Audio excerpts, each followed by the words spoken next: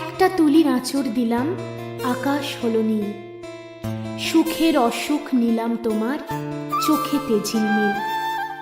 প্রেমের ফাঁদে পড়ুক না হয়, উড়ুক তাদের ঘুম।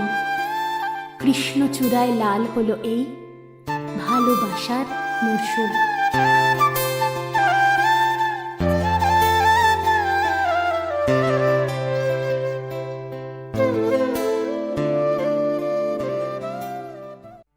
নমস্কার ভালোবাসার মরশুমের বন্ধুরা, কেমন আছো সবাই? আজ মঙ্গলবার আর সময় দুপুর 3:30।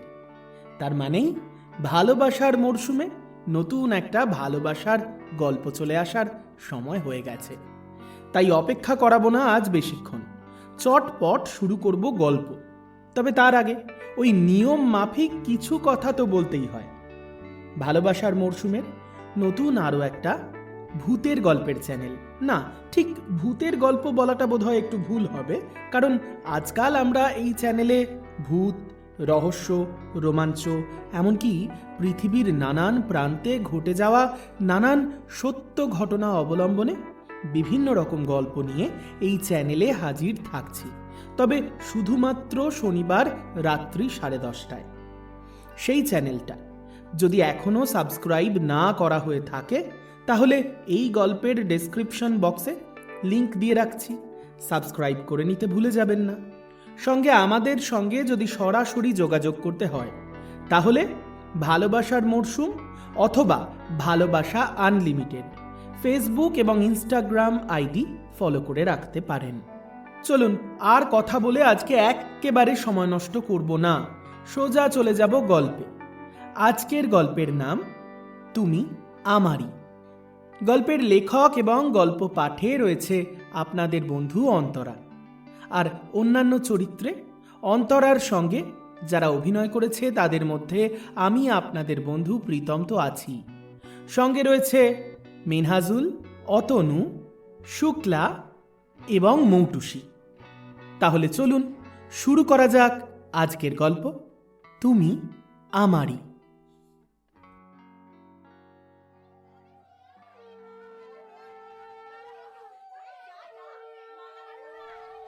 বিয়ের মণ্ডপে সানাইয়ের সুরটা আজ যেন এক অদ্ভুত বিষণ্ণতা ছড়াচ্ছে। চারিদিকে রজনীগন্ধার গন্ধ আর আতশবাজির আলো। মৃন্ময়ী আজ সেজেছে লাল বেনারসি আর সোনার গয়নায়। বেনারসির আঁচলটা আঙুলে জড়িয়ে জড়িয়ে বারবার গেটের দিকেও তাকাচ্ছে। বুকের ভেতরটা দুরু দুরু কাঁপছে। লোকটা কি সত্যি আসবে? সে এলে কি আজকের এই সাজানো অনুষ্ঠানটা তাসের ঘরের মতো ভেঙে পড়বে? ঠিক তখনই ফুল দিয়ে সাজানো বিয়ে বাড়ির গেটের সামনে দাঁড়ালো একটা রাজকীয় কালো গাড়ি। গাড়ির হেডলাইটের তীব্র আলোয় বিয়ে বাড়ির আলোকসজ্জাও যেন ম্লান হয়ে গেল। বাড়ির লোকজনদের মধ্যে একটা চাপা গুঞ্জন শুরু হলো। মৃন্ময়ীর বাবা এতক্ষণ অতিথিদের আপ্যায়ন করছিলেন। হঠাৎ তিনিও পাথর হয়ে দাঁড়িয়ে পড়লেন। গাড়ি থেকে প্রথমেই দুজন দীর্ঘদেহী বডিগার্ড নেমে সোজা হয়ে দাঁড়ালো। তারপর তারা পেছনের দরজা খুলে দিতেই ধীর পায়ে গাড়ি থেকে নামলো আদিত্য রায়চৌধুরী। মণ্ডপে উপস্থিত সবার নজর তখন তার দিকেই। আজ আদিত্যর চোখে সেই চির চেনা সানগ্লাসটা নেই, বদলে ধরা পড়ছে লাল হয়ে থাকা একজোড়া চোখ। হয়তো অনিদ্রায়, নয়তো কোনো লুকোনো যন্ত্রণায়। পরনে ধপধপে সাদা সিল্কের পাঞ্জাবি, তাতে আবার রূপোলি সুতোর সূক্ষ্ম কারুকাজ করা। তার এই শান্ত কিন্তু আভিজাত্যপূর্ণ উপস্থিতি সবার মনে এক অজানা ত্রাসের সৃষ্টি করল। আদিত্যর ঠিক পেছনেই ছায়ার মতো তার সঙ্গী ম্যানেজার রোহিত। আদিত্য ধীর পায়ে মণ্ডপের দিকে এগিয়ে আসতে থাকলো। তার প্রতিটি পদক্ষেপের শব্দ মৃন্ময়ীর হৃৎস্পন্দনের সঙ্গে পাল্লা দিয়ে বাড়ছে। মৃন্ময়ী তখন সিংহাসনে বসা, মাথাটা নিচু। আদিত্য ঠিক ওর সামনে এসে দাঁড়ালো। রোহিতের হাতে থাকা মখমলের একটা দামি বাক্স নিজের হাতে তুলে নিল। ঢাকনাটা খুলতেই ভেতরের হিরে আর সোনায় কাজ করা ভারী নেকলেস সেটটা আলোর ছটায় ঝিলিক দিয়ে উঠল। উপস্থিত নারীদের মধ্যে একটা বিস্ময়ের শব্দ শোনা গেল। মৃন্ময়ীর বাবা সাহস সঞ্চয় করে সামনে এগিয়ে আসতেই আদিত্য হাত বাড়িয়ে তাকে থামিয়ে দিল। কোনো উদ্ধত আচরণ নয়, বরং বেশ শান্ত গলাতেই বলে উঠল, ভয় পাবেন না, আমি আজ এখানে কোনো ঝামেলা করতে আসিনি, আপনার মেয়েকে তুলে নিয়ে যেতেও আসিনি। আমি এসেছি শুধু আমার দেওয়া কথাটুকু রাখতে। মৃন্ময়ী মাথাটা নিচু করে নিল। একবার আর চোখে দেখল আদিত্যকে। এই সেই মানুষ যে একসময় দম্ভ করে বলেছিল টাকা দিয়ে গোটা দুনিয়াটা কিনতে পারে সে। এবার আদিত্য সামান্য হাসল, তারপর নিচু স্বরে বলে উঠল মৃন্ময়ীকে, কথা দিয়েছিলাম না মৃন্ময়ী, তোমার বিয়ের দিন আমি একদম সামনে এসে দাঁড়াবো। এই গয়নাগুলো তোমার জন্য, পড়তে হবে না, শুধু অ্যাকসেপ্ট করো। আশা করি এটুকু অধিকার তো দেবে, তাই না? আদিত্যর কণ্ঠের সেই অস্বাভাবিক কোমলতা মৃন্ময়ীর বুকের ভেতরে কোথাও একটা চিনচিনে ব্যথা জাগিয়ে তুলল। চারপাশের কোলাহল আস্তে আস্তে মিলিয়ে যেতে লাগলো ওর কান থেকে। লোকটার শান্ত চোখের দিকে তাকিয়ে ও হারিয়ে গেল কয়েক মাস আগের সেই প্রথম দেখা দিনটায়।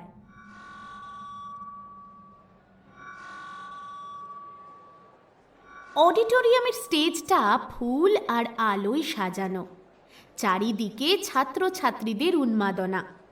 মঞ্চে দাঁড়িয়ে আছে মৃন্ময়ী। তার রূপের বর্ণনা দিতে গেলে বলতে হয় ও যেন শরৎকালের একগুচ্ছ কাশফুল, গায়ের রং কাঁচা হলুদের মতো উজ্জ্বল, একেবারে টানা টানা কালো দুটো চোখ, আর এক রাশ ঘন কালো চুল পিঠের ওপরে ছড়িয়ে। আজও পরেছে আকাশি নীল রঙের একটা হ্যান্ডলুম শাড়ি, কানে ছোট ছোট দুটো ঝুমকো, আর চুলে গোঁজা একগুচ্ছ সাদা জুঁই। মৃন্ময়ী মাইক্রোফোনটা হাতে নিয়ে মৃদু হেসে কথা শুরু করল। শুভ সন্ধ্যা সবাইকে। সেন্ট পলস সিটি কলেজের আজকের এই বার্ষিক উৎসব আমাদের সবার জন্য আনন্দের দিন। এই কলেজে আমাদের শুধু পড়াশোনা শেখানো হয় না, শেখানো হয় কিভাবে সবাই এক হয়ে স্বপ্ন দেখতে হয়। আজ আমাদের মাঝে উপস্থিত আছেন শহরের বিশিষ্ট মানুষেরা, যাদের অনুপ্রেরণায় আমরা এগিয়ে যেতে চাই। আপনাদের সবাইকে আমাদের এই প্রাণের উৎসবে স্বাগত জানাই। উদ্বোধনী সঙ্গীতের মাধ্যমে আমরা আমাদের অনুষ্ঠান শুরু করব। প্রথমেই সঙ্গীত পরিবেশন করবে আমাদের সামনের ভিআইপি সারিতে আরামদায়ক সোফায় হেলান দিয়ে বসে আছে আদিত্য। এই কলেজের এই প্রোগ্রামের প্রধান স্পন্সর তারা। পরনে খুব সিম্পল ফর্মাল শার্ট প্যান্ট, মাথা নিচু করে ফোনটাই ঘাঁটাঘাঁটি করছিল সে। এই ধরনের অনুষ্ঠানে আসতে একেবারেই আগ্রহী নয়, কিন্তু ওই যে ম্যানেজার রোহিত, তার জোরাজোরিতে আসতে খানিকটা বাধ্য হয়েছে। মুখে বিরক্তিভাব স্পষ্ট, কিন্তু মৃন্ময়ীর কণ্ঠটা কানে আসতেই চোখ তুলে তাকালো সে। মৃন্ময়ীর বক্তৃতার একটা শব্দ শুনতে পেল না, শুধু ওর ঠোঁটের নড়াচড়া আর চোখের পলক পড়া দেখতে থাকলো। আদিত্যর বড় বড় চোখ দুটো সম্মোহিতের মতো মৃন্ময়ীর ওপর আটকে আছে। বক্তৃতার শেষে সংবর্ধনা দেওয়ার পালা। আদিত্যকে স্টেজে ডাকা হলো। মৃন্ময়ীর হাতে ফুলের তোড়া তুলে দেওয়া হলো আদিত্যর হাতে। আদিত্য যখন স্টেজে উঠল তখন মৃন্ময়ী একদম ওর পাশে দাঁড়িয়েছিল। ওর মাথা থেকে জুঁই ফুলের গন্ধটা ভেসে এসে আদিত্যর নাকে ধাক্কা দিল।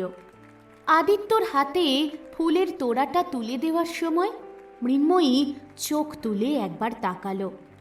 আদিত্যর ওই শান্ত কিন্তু প্রখর চাউনি দেখে মৃন্ময়ী কেমন যেন শিউরে উঠল।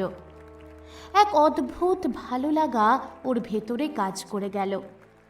মাথা নিচু করে ও শুধু বলে উঠল, নমস্কার। আদিত্য থ্যাংক ইউ বলতে ভুলেই গেল। ওর মাথাটা হঠাৎ যেন কেমন ব্ল্যাঙ্ক হয়ে গেছে। শুধু দম দেওয়া পুতুলের মতো ঘাড়টা একবার নাড়িয়ে দিল। রোহিত অবাক চোখে তাকিয়ে রইল আদিত্যর দিকে। এরকম স্মার্ট একটা ছেলে হঠাৎ কেমন ক্যাবলাদের মতো আচরণ করলো। কিছু একটা ভেবে নিয়েই মাথাটা নিচু করে নিল রোহিত।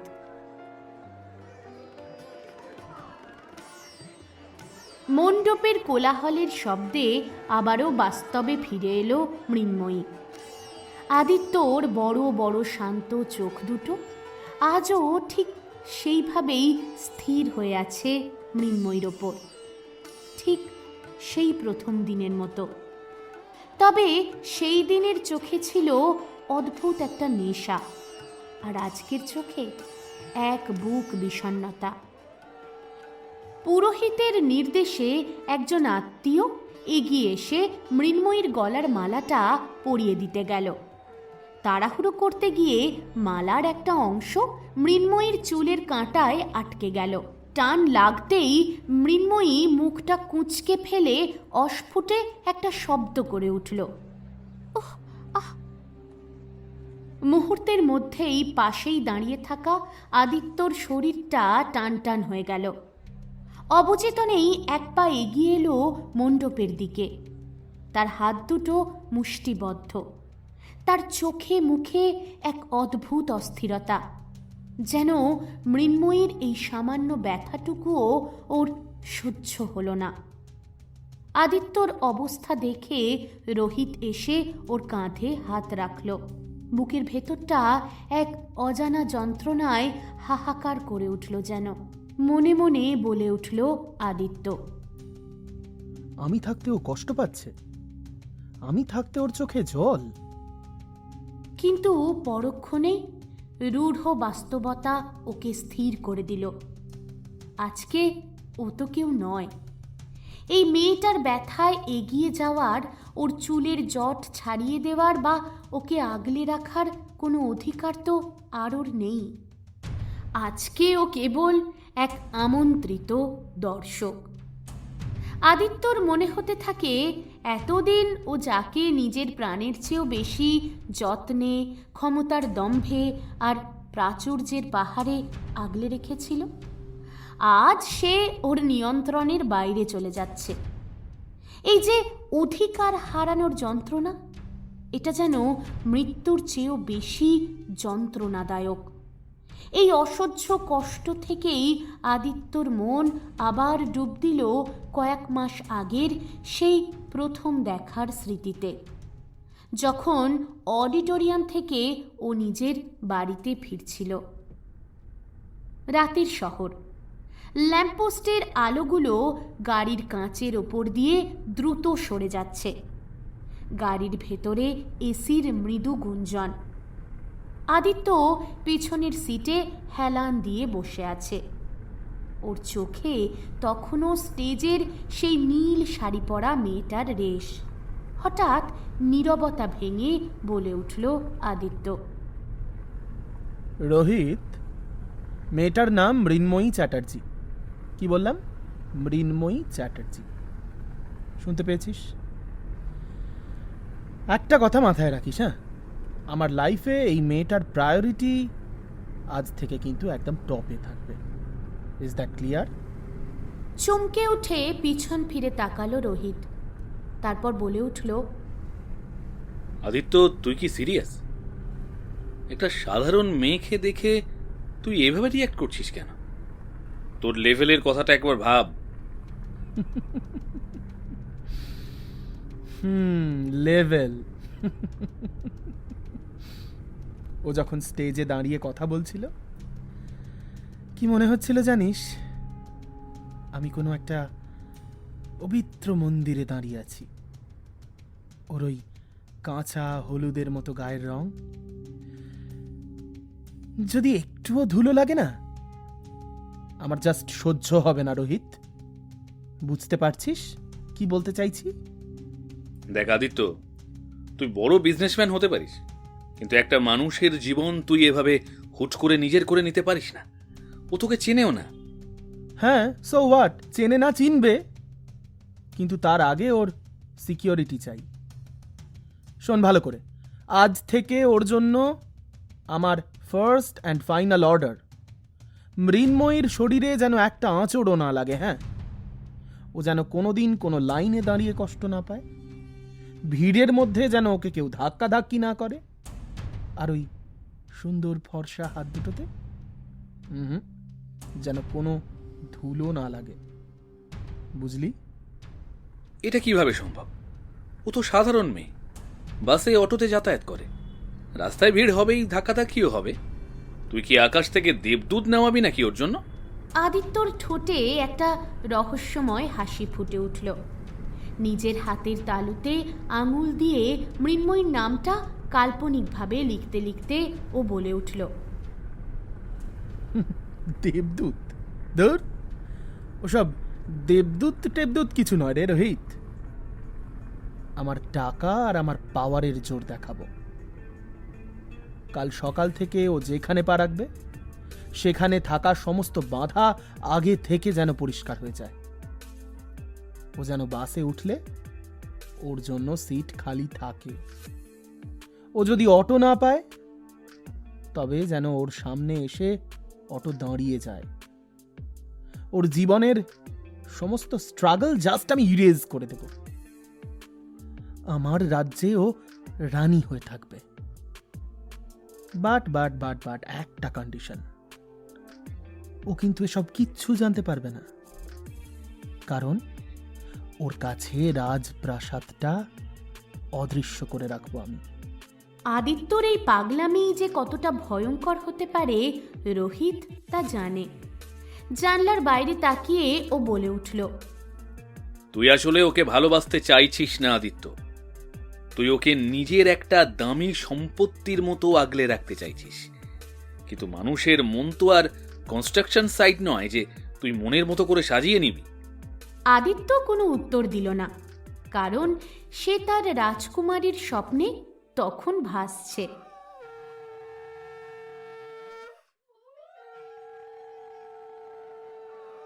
এক দৃষ্টে মৃন্ময়ীর দিকে তাকিয়ে রয়েছে আদিত্য। রোহিত ওকে এইভাবে তাকিয়ে থাকতে দেখে আলতো একটা ধাক্কা দিল। তখনই বাস্তবের মাটিতে ধপ করে এসে আবারও পড়ল আদিত্য। মাথাটা নিচু করে সামান্য একটু পিছিয়ে গেল। মৃন্ময়ী কিন্তু আর চোখে সবটাই লক্ষ্য করছে। আর ঠিক তখনই ওর মনে পড়ে গেল সেই দিনটার কথা, যেদিন প্রথম বুঝতে পেরেছিল মৃন্ময়ী যে ওর জীবনে অস্বাভাবিক কিছু ঘটনা ইদানিং প্রায় ঘটছে। সকাল ৯টা, কলেজ যাওয়ার জন্য রাস্তার মোড়ে দাঁড়িয়ে রয়েছে মৃন্ময়ী। কাঁধে ভারী ব্যাগ, হাতে আবার ছাতা। রাস্তার তো ভয়াবহ অবস্থা। অফিস টাইম বলে কথা, পর পর বাস আসছে, কিন্তু একটা বাসেও উঠতে পারছে না মৃন্ময়ী। প্রচণ্ড ভিড়, একেবারে তিল ধারণের জায়গা নেই। কপালে ঘাম জমছে। ইস, আজও কত লেট হয়ে গেল, দেরি হয়ে গেল, প্র্যাকটিক্যাল ক্লাসটা মিস হবে। ঠিক তখনই একটা অদ্ভুত কাণ্ড ঘটল। দূর থেকে একটা বাস আসছিল।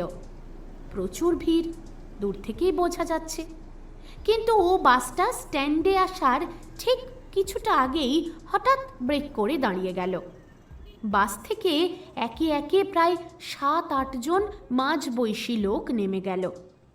তারা সবাই নামার সময় এদিকে ওদিকে তাকাচ্ছিল, যেন সবাই কাউকে একটা খুঁজছে। এরপরই বাসটা মৃন্ময়ীর সামনে এসে দাঁড়ালো। বাসের কন্ডাক্টর মুখটা বাড়িয়ে চিৎকার করে উঠল। মৃন্ময়ী অবাক হয়ে বাসে উঠে পড়ল। ও সিটে গিয়ে বসার পর বাসে আবার ভিড় হয়ে গেল। কাঁচের জানলা দিয়ে ও বাইরে তাকালো। রাস্তার উপরে একটা কালো রঙের গাড়ি দাঁড়িয়ে আছে। জানলার কালো কাঁচটা সামান্য নামানো।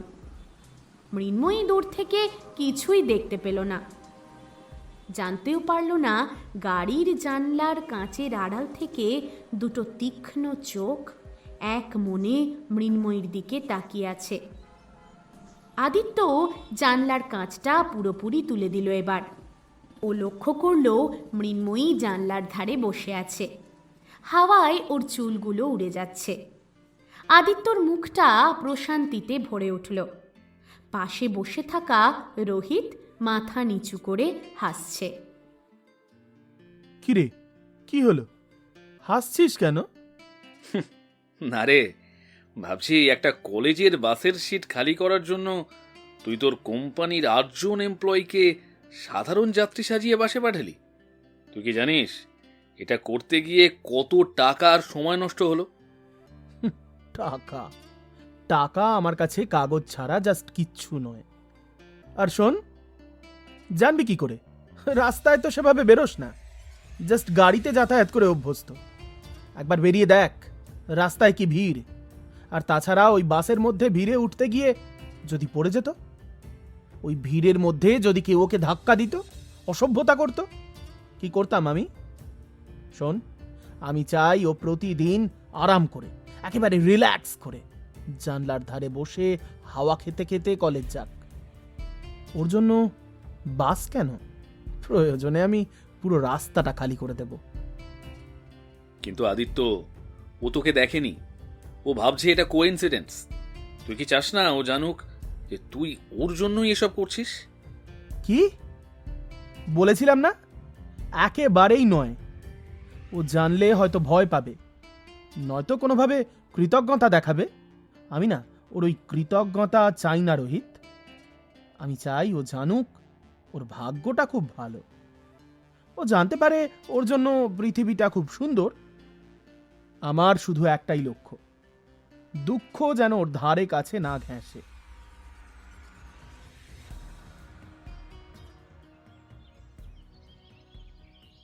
সেদিন কলেজের প্র্যাকটিক্যাল ক্লাস শেষ করে মৃন্ময়ী আর তার প্রাণের বন্ধু শর্মিষ্ঠা করিডোর দিয়ে হাঁটছে। মৃন্ময়ীর হাতে একটা ফাইল, চোখে ক্লান্তির ছাপ। উফ মৃন্ময়ী, প্রমথ স্যার যে বইটার কথা বললেন ওটা তো ইমিডিয়েট কিনতে হবে রে, কিন্তু যা ভিড় হবে স্টোরটায়। হ্যাঁ রে, কলেজের উল্টো দিকে তো ওই একটাই বড় দোকান, সব ওখানেই পাওয়া যায়। চল একসাথেই যাই। দুই বন্ধু কলেজের গেট পেরিয়ে রাস্তার ওপারে বইয়ের দোকানে পৌঁছে গেল। দোকানে তখন প্রচণ্ড ভিড়। ছোট দোকানের সামনে অন্তত 20-25 জন ছাত্রছাত্রী গাদাগাদি করে দাঁড়িয়ে। দোকানের কাউন্টারে দাঁড়িয়ে থাকা লোকগুলো তো তখন রীতিমতো হিমশিম খাচ্ছে। 15 মিনিট ধরে দাঁড়িয়ে থাকার পর শর্মিষ্ঠা বিরক্ত হয়ে বলে ওঠে, ধুর বাবা, 15 মিনিট হয়ে গেল, এক পাও এগোতে পারলাম না। এই মৃন্ময়ী, চল তো অন্য কোথাও থেকে কিনি, এখানে আজ হবে না। না রে শর্মি, অন্য কোথাও না এতটা ডিসকাউন্ট তো পাবো না। কলেজের স্টুডেন্ট কার্ড দেখালে এখানে বেশ খানিকটা ছাড় দেয়। আমার জন্য ওইটুকু সাশ্রয়ও অনেক রে। তা ঠিক, কিন্তু দেখ না, আরও 15 মিনিট কেটে গেল। আধ ঘন্টা ধরে আমরা শুধু ধুলো আর ধোঁয়া গিলছি। মৃন্ময়ী দীর্ঘশ্বাস ফেলে চুপ করে গেল। বাবার শরীরটা ইদানিং ভালো নেই, বাড়ির অবস্থাও টানাটানি। প্রাইমারি স্কুলের চাকরির মাইনেতে কতটাই বা টানা যায়। এই আধ ঘন্টা দাঁড়িয়ে থাকাটা ওর কাছে কষ্টের হলেও উপায় তো নেই। ঠিক সেই সময়ে দোকান থেকে কিছুটা দূরে ল্যাম্পপোস্টের নিচে জিন্স আর টি শার্ট পরা একটা লম্বা চওড়া লোক দাঁড়িয়েছিল। আধ ঘন্টা ধরে সে লক্ষ্য করছে মৃন্ময়ীর গতিবিধি। লোকটা দ্রুত পকেট থেকে ফোন বের করে ডায়াল করলো নাম্বার। একটা মাত্র রিং হতেই ওপাশ থেকে ফোন রিসিভ হলো। বলো। স্যার, ম্যাডাম গত আধ ঘন্টা ধরে কলেজের উল্টো দিকের বইয়ের দোকানে দাঁড়িয়ে আছে। প্রচণ্ড রোদে আর ধুলোয় উনি বেশ কষ্ট পাচ্ছেন। দোকানদার অন্য কাস্টমারদের সামলাতে ওকে পাত্তাই দিচ্ছে না। কেন, তোমার কাছে বইয়ের দোকানের ফোন নাম্বার নেই? ফোন করে ওকে বলো ও যেন এক্ষুনি সব কাজ ফেলে মৃন্ময়ীর বইটা আগে রেডি করে। আর হ্যাঁ, মৃন্ময়ীর যেন একটা টাকাও বইয়ের জন্য না দিতে হয়। ও যেন এটা ভাবে যে ও কোনো লাকি ড্র কিংবা স্পেশাল ডিসকাউন্ট পেল। কিন্তু স্যার, ও যদি সন্দেহ করে? সন্দেহ করার সুযোগ দেবে না। দোকানের সব লোক সরিয়ে দাও, এগুলোও তোমাকে বলে বুঝিয়ে দিতে হবে? আশ্চর্য! আরে ওর জন্য পুরো দোকানটা যেন খালি হয়ে যায়। Look at that. আর হ্যাঁ শোনো, ও যদি আর 1 মিনিটও ওই রোদে দাঁড়ায়, তাহলে জেনে রেখো কাল থেকে তোমার আর ওই দোকানদারের শুধু ওই রোদটুকুই কপালে জুটবে। কেমন? ফালতু না বকে কাজটা করো। ফোনটা কেটে যায়। আদিত্য তখন অফিসের বড় কাঁচের জানলার সামনে দাঁড়িয়ে বিড়বিড় করে বলে ওঠে আদিত্য, আই সরি মৃন্ময়ী, আমি থাকতেও তোমায় এতটা অপেক্ষা করতে হলো। I am really very sorry. এদিকে শর্মিষ্ঠা আর মৃন্ময়ী তো অবাক। বইয়ের দোকানের দমচাপা ভিড় হঠাৎ যেন ম্যাজিকের মতো ফাঁকা হয়ে গেল। দোকানদার নিজে এগিয়ে এসে মৃন্ময়ী আর শর্মিষ্ঠার আই কার্ড দুটো দেখতে চাইল। তারপর খাতা খুলে কী সব যেন মেলালো, দিয়ে হাসি মুখে ওদের হাতে বই দুটো তুলে দিল। মৃন্ময়ী অবাক হয়ে গেল, টাকা দিতে গেল, কিন্তু দোকানদার জানালো যে দোকানের 10 বছর পূর্তি উপলক্ষে একটা লটারি হয়েছিল। ওদের আই কার্ডের নাম্বার ওই লটারির নাম্বারের সঙ্গে নাকি মিলে গেছে, তাই বইগুলো একদম ফ্রি। অবাক হয়ে গেল শর্মিষ্ঠা আর মৃন্ময়ী। হাত ধরাধরি করে ওরা বাইরে বেরিয়ে এলো। বিস্ময়ে একেবারে হতবাক মৃন্ময়ী। বিশ্বাস করতে পারছিস মৃন্ময়ী? লটারি! আমরা জীবনেও কোনোদিন কিছু জিতিনি, আর আজ একেবারে আস্ত দুটো দামি বই ফ্রি পেয়ে গেলাম। হ্যাঁ রে, তাই তো। কবে লটারি হলো বলতো? কিছু তো জানতেই পারলাম না। ভাগ্যটা তো আজ বেশ ভালোই বলতে হবে। ওরা দুজনেই বেশ খুশি। হাসতে হাসতেই বাস স্ট্যান্ডের দিকে হাঁটতে লাগলো। রোদের তেজ তখনও কমেনি। বাস স্ট্যান্ডে প্রচুর মানুষ। উফ, ওই দেখ বাসের কি হাল। শোন মৃন্ময়ী, তোর এই রোজ রোজ বাসের ভিড়ে ঝোলা আমার ভালো লাগে না। চল না আজ অটো করে যাই। তোকে টাকা দিতে হবে না, আমি দিয়ে দেব। মৃন্ময়ী একটু ইতস্তত করল। না না শর্মি, তুই দিবি কেন? আর দিলেও তুই তো একদিন দিবি, কিন্তু রোজই তো আমাকে বাসেই ফিরতে হবে বল। শুধু শুধু বড় লোকই, অভ্যাস নষ্ট করে লাভ কি বল? তার চেয়ে চল না বাসের জন্য একটু দাঁড়িয়ে যাই। ওরা দুজনে টুকটাক আলোচনা করছিল। হঠাৎ ওদের সামনে একটা অটো এসে দাঁড়ালো। অটোওয়ালা মুখ বাড়িয়ে একটা চওড়া হাসি হাসল। আসুন ম্যাডাম, উঠে পড়ুন। কোথায় যাবেন? মৃন্ময়ী কিছুটা থতমত খেয়ে গিয়েছিল। অতজনের মাঝখানে ওদের দুজনকেই জিজ্ঞাসা করলো। ও বিজয়গড় যাবে, কিন্তু আমি মাসদ্রোণী, অনেকটা ভেতরের দিকে। আপনি অত দূরে যাবেন? অটোওয়ালাটা একটু হাসলো, তারপর বলল, হ্যাঁ হ্যাঁ, নিশ্চয়ই যাব, একদম বাড়ি পৌঁছে দেব। আসুন তো। এমনিতে তো ফাঁকা অটো পাওয়াই যায় না, তার উপর বাসেও ভিড়। শর্মিষ্ঠা আর কথা বাড়ালো না, মৃন্ময়ীর হাত ধরে টেনে অটোতে তুলে নিল। চল তো, প্রতিদিন তো বাসে যাস, আজ না হয় শরীরটাকে একটু রেস্ট দিলি, কাল থেকে আবার বাসে যাস। অটো চলতে শুরু করলো। রাস্তা দিয়ে একেবারে জোর দৌড়চ্ছে।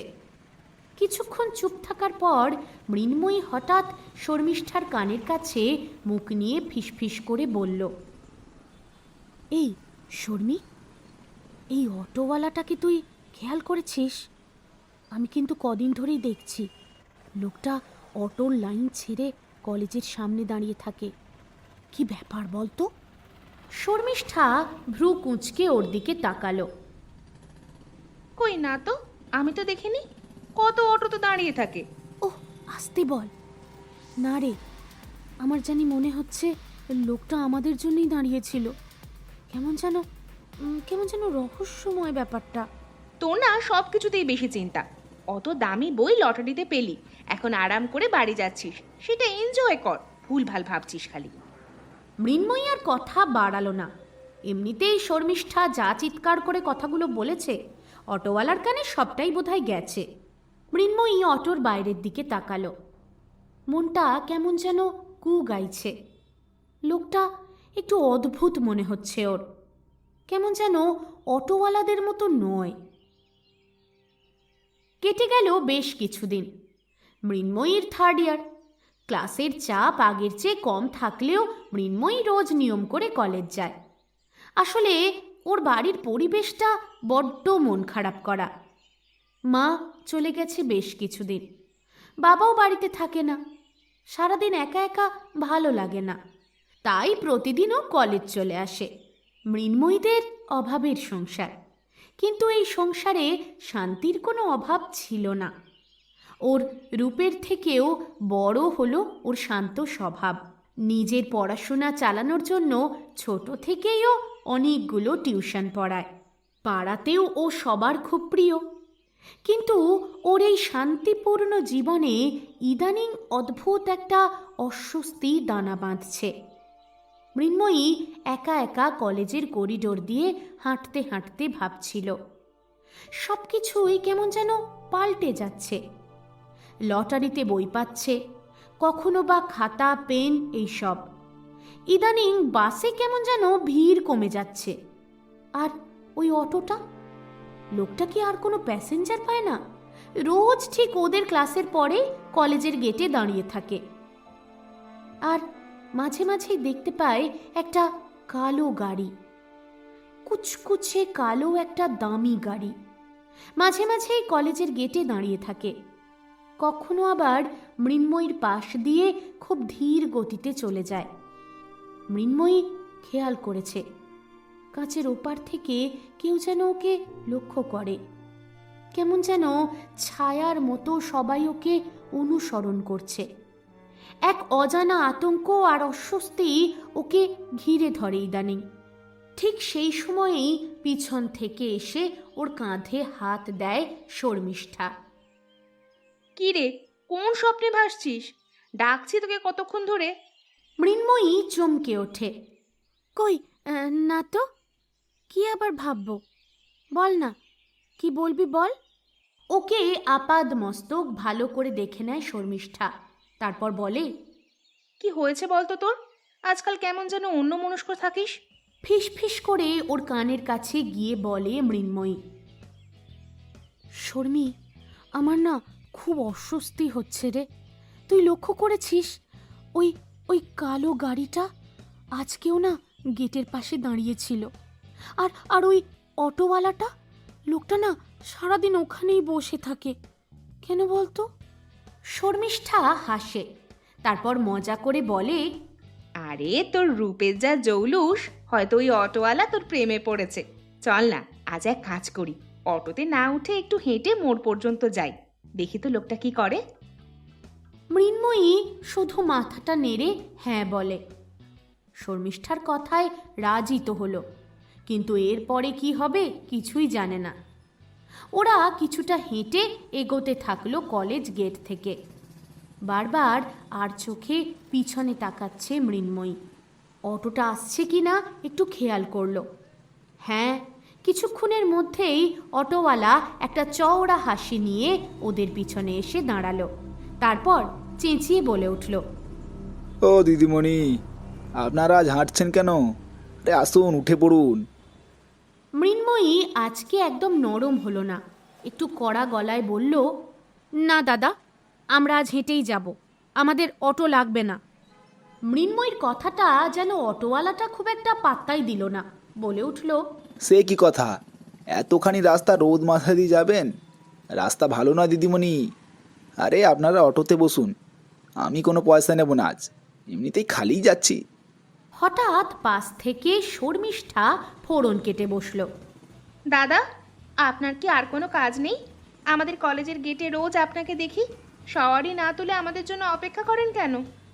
অটোওয়ালাটা মুহূর্তের জন্য থতমত খেয়ে গেল।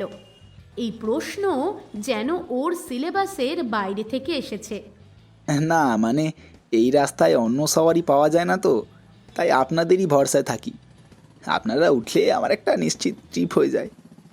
আসুন না, কথা দিচ্ছি ঠিক পৌঁছে দেব। আর কথা বাড়ালো না মৃন্ময়ী, উঠে পড়ল অটোতে। যেতে যেতেই প্রশ্ন করবে সরাসরি, আচ্ছা দাদা, সত্যি করে বলুন তো, আপনাকে কি কেউ বলেছে আমাদের পৌঁছে দিতে? রোজ কেন ঠিক এই সময়টাতেই আপনি সামনে এসে দাঁড়ান? অটোওয়ালা আয়নায় মৃন্ময়ীর চোখের দিকে তাকিয়ে থমকে গেল। কোনো উত্তর দেওয়ার আগেই কালো কাঁচ তোলা গাড়িটা শোঁ শব্দ করে অটোর পাশ দিয়ে বেরিয়ে গেল। অটোওয়ালার প্রাণটা যেন উড়ে যাচ্ছিল। কোনো ক্রমে সে বলে উঠল, আমি আমি গরিব মানুষ দিদিমণি, অত শত বুঝি না, শুধু জানি আপনারা আমার লক্ষ্মী।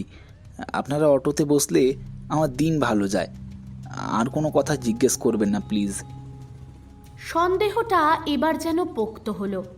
তার মানে কিছু তো একটা আছে, যেটা মৃন্ময়ী বা শর্মিষ্ঠা কেউই জানে না। কেটে গেল আরও কিছুদিন। এখন অটো করে যাতায়াতটা ওদের অভ্যেসের মতো দাঁড়িয়ে গেছে। অটোওয়ালাটার সঙ্গেও বেশ বন্ধুত্ব হয়ে গেছে। এদিকে আজ কলেজের উল্টো দিকে রাস্তার মোড়ে যে ফুচকার দোকান, ক্লাস শেষ করে মৃন্ময়ী আর শর্মিষ্ঠা ব্যাগ কাঁধে ফুচকাওয়ালার সামনে গিয়ে দাঁড়ালো। আশেপাশে আরও কয়েকজন ছেলে মেয়ে ফুচকা খাচ্ছে। কাকা, 2 প্লেট চুরমুর চটপট করে দাও তো, একদম ঝাল বেশি দেবে কিন্তু। ব্যস্ত হয়ে ফুচকাওয়ালা বলে ওঠে দ্রুত, আজ হবে না, আপনারা অন্য কোথাও যান, আজকের আলুটা একটু খারাপ হয়ে গেছে, এই পেটে অসুখ করবে আপনাদের, আপনারা বরং অন্য কোনো দোকানে যান। রেগে গিয়ে শর্মিষ্ঠা বলে ওঠে, কি যাতা বলছো কাকা? ওই তো বাকি ছেলেপিলেরা খাচ্ছে, ওদের পেটে অসুখ করবে না? আমাদের কাছে কি শুধু পচা আলু বিক্রি করবে বলে ঠিক করেছো? ফুচকাওয়ালা নাছোড়বান্দা। সে ফুচকা না দিয়ে থালা বাসন গোছাতে শুরু করলো। মৃন্ময়ী লক্ষ্য করল সেই অটোওয়ালাটা ঠিক হাত বিশেক দূরে অটো নিয়ে দাঁড়িয়ে আর চোখে ওদের দেখছে, আর ফোনে কথা বলছে। হ্যাঁ স্যার, ফুচকাওয়ালা ওদের মানা করে দিয়েছে। আপনি যা বলেছিলেন ঠিক তাই হয়েছে। ওরা এখন একটু বিরক্ত হয়ে দাঁড়িয়ে আছে। ওপাশ থেকে উত্তর এলো, গুড, ওকে ফুচকা খেতে হবে না। ওই নোংরা জল, ধুলো, বালি ওসব খাওয়ারও মুখে দেবে না। ওর শরীর খারাপ হোক, আমি তো সেটা চাইবো না, না? আর হ্যাঁ, লক্ষ্য রেখো, ও যেন কোনো কিছুতেই কোনো স্ট্রিট ফুড না খায়। প্রয়োজনে ওই মোড়ের সব কটা দোকানদারকে বারণ করে দাও বসতে। ফোনটা রাখার পর আদিত্যর উল্টো দিকে সোফায় বসে থাকা রোহিত মাথা নাড়তে নাড়তে বলে ওঠে, আদিত্য, এবার কিন্তু বাড়াবাড়ি হচ্ছে, তুই লিমিট ক্রস করছিস। আদিত্য খুব ধীর স্থির ভাবে নিজের টাইটা ঠিক করতে করতে বলল, লিমিট নাকি? ও নোংরা খাবার খেয়ে অসুস্থ হয়ে পড়লে তখন আমার লিমিট কোথায় থাকবে রোহিত? আরে ও সাধারণ ঘরের মেয়ে, ও বন্ধুদের সাথে একটু ফুচকা খাবে, একটু আনন্দ করবে, এটাই তো স্বাভাবিক। তুই এভাবে ওর ছোট ছোট খুশিগুলো মাটি করে দিতে পারিস না। তুই কি চাস ও একটা রোবট হয়ে বেঁচে থাকুক? ও রোবট কেন হতে যাবে? She is my life. ওর যাতে কোনো ক্ষতি না হয় সেটা দেখার দায়িত্ব আমার। ক্লিয়ার? ও যদি আনন্দ পেতে চায় তবে আমি ওর জন্য শহরের সেরা রেস্তোরাঁ থেকে হাইজিন মেনটেন করা খাবার পাঠিয়ে দেব। What's the big deal? কিন্তু ওই রাস্তার ধুলো মাখা ফুচকা ও খাবে না। রোহিত কপালে হাত দিয়ে বসে পড়ল, বিড়বিড় করে বলে উঠল, তুই ওকে ভালোবাসিস না আদিত্য, তুই ওকে দম বন্ধ করে মেরে ফেলতে চাইছিস। কোনো মেয়ে এই রকম বন্দি জীবন সহ্য করবে না। আদিত্য কোনো উত্তর দিল না, শুধু মনে মনে ভাবল মৃন্ময়ীর সুস্থতা আর নিরাপত্তার জন্য পৃথিবীর যে কোনো বাধা ও এক নিমেষে সরিয়ে দিতে পারে। রোহিতও বুঝতে পারল এই ছেলেকে কিছু বলে কোনো লাভ নেই, যেটা ঠিক করেছে সেটা তো করবেই। রোহিত তখন একটা অন্য কথা বলল, যে খবরটা একটু আগেই অফিসে ঢুকেই ও পেয়ে গেছে। তোর খবরের নেটওয়ার্ক তো দেখছি সিআই এর চেয়েও ফাস্ট। মেয়েটা আজ থেকে রাতে টিউশনি পড়াতে যাবে সে খবরও পেয়ে গেছিস দেখছি। কিন্তু এলাকাটা একেবারেই ভালো নয় আদিত্য, নির্জন গলি, ল্যাম্পপোস্টগুলোও বেশিরভাগ সময় জ্বলে না। মেয়েটা ওই রাস্তা দিয়ে হেঁটে হেঁটে যাতায়াত করবে, ভেবেছিস কিছু? আদিত্য মুখ তুলে তাকালো, ওর শান্ত চোখ দুটোয় চিন্তার ছাপ। জানি, সেজন্যই তো ভাবছি কি করা যায়। ওখানেও কি অটো পাঠাবি? তাহলে কিন্তু ও এবার নির্ঘাত সন্দেহ করবে। রোজ রোজ কেউ ওর জন্য অটো নিয়ে অত রাতে গলির মুখে বসে থাকবে আর ও বুঝতেও পারবে না, তা কি করে সম্ভব? আদিত্য চেয়ারে হেলান দিয়ে বসলো, ওর গলার স্বর গম্ভীর হয়ে এলো। না, অটো পাঠাবো না। ভাবছি আজ রাতে আমি নিজেই ওখানে যাব, আড়াল থেকে লক্ষ্য রাখতে হবে। রোহিত এবার কফির কাপটা সশব্দে টেবিলের ওপর রাখলো, ওর চোখে মুখে বিরক্তি। আদিত্য, তোর ব্যবসাপত্র এবার সত্যি লাচে উঠবে। কতদিন হলো তুই ফ্যাক্টরিতে যাস না ঠিক করে? কনস্ট্রাকশন সাইটগুলোতে ইম্পর্টেন্ট কাজ পড়ে আছে, তুই যাচ্ছিস না। একটা মেয়ের পেছনে এভাবে সময় নষ্ট করলে তোর এই সাম্রাজ্য তাসের ঘরের মতো ভেঙে পড়বে। আদিত্যর ঠোঁটে একটা আলগা হাসি ফুটে উঠল, খুব নির্লিপ্তভাবেও বলল, কেন, তুই তো আছিস, তুই থাকতে আমার আর কিসের চিন্তা বল। রোহিত এবার যেন একটু অস্থির হয়ে উঠল, বলে উঠল, আমি আছি ঠিকই, কিন্তু আমি যদি সবকিছু নিজের করে নি, যদি তোকে সরিয়ে আমি এই চেয়ারে বসে পড়ি। আদিত্য এক মুহূর্তের জন্য রোহিতের চোখের দিকে তাকালো, তারপর ধীর পায়ে জানলার কাছে গিয়ে দাঁড়ালো।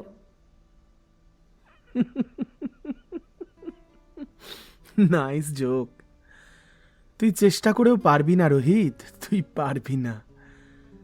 তুই আমার ম্যানেজার পরে, আগে তো তুই আমার ছোটবেলার বন্ধু। এই, তোর মনে আছে সেদিন যখন আমার মোটে 19 বছর বয়স, বাবাকে হারালাম? আমি তখন লিটারেলি দিশেহারা। তখন তোর বাবা, মানে আঙ্কেল, নিজের হাতে ধরে আমাকে এই বিজনেস শিখিয়েছিলেন। সেই থেকে তুই আর আমি একসাথে বড় হয়েছি। আমি জানি প্রাণ থাকতে তুই আমাকে কোনোদিন ঠকাতে পারবি না, পসিবলই নয়। রোহিত চুপ করে গেল। আদিত্যর গলার স্বর এবার আরো নরম হয়ে এলো।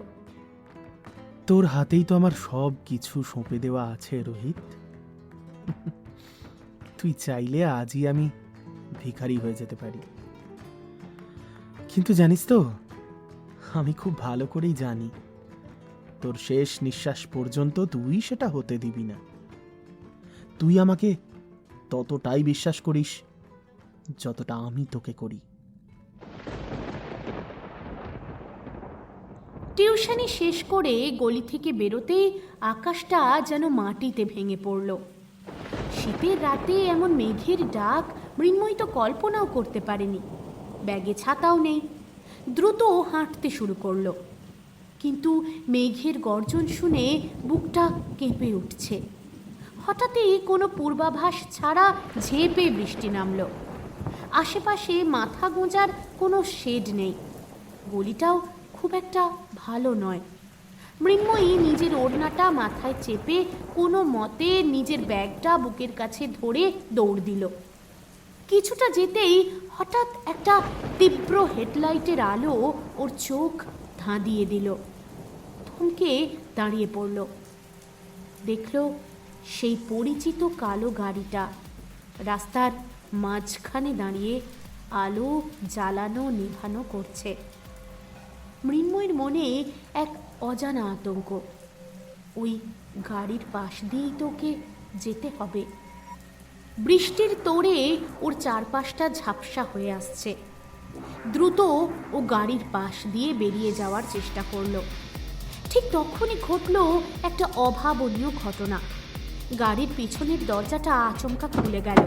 ভেতর থেকে একটা সবল হাত বেরিয়ে এক টানে মৃন্ময়ীকে গাড়ির ভেতরে ঢুকিয়ে নিল। বাঁচাও, হেল্প, আরে ছেড়ে দিন আমাকে।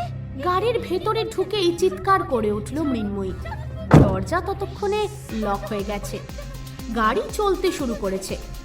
মৃন্ময়ী পাশের মানুষটার দিকে না তাকিয়েই চিৎকার করে যাচ্ছে, হেল্প, হেল্প, কে আপনি? আমাকে কোথায় নিয়ে যাচ্ছেন? শাট আপ, একদম চুপ।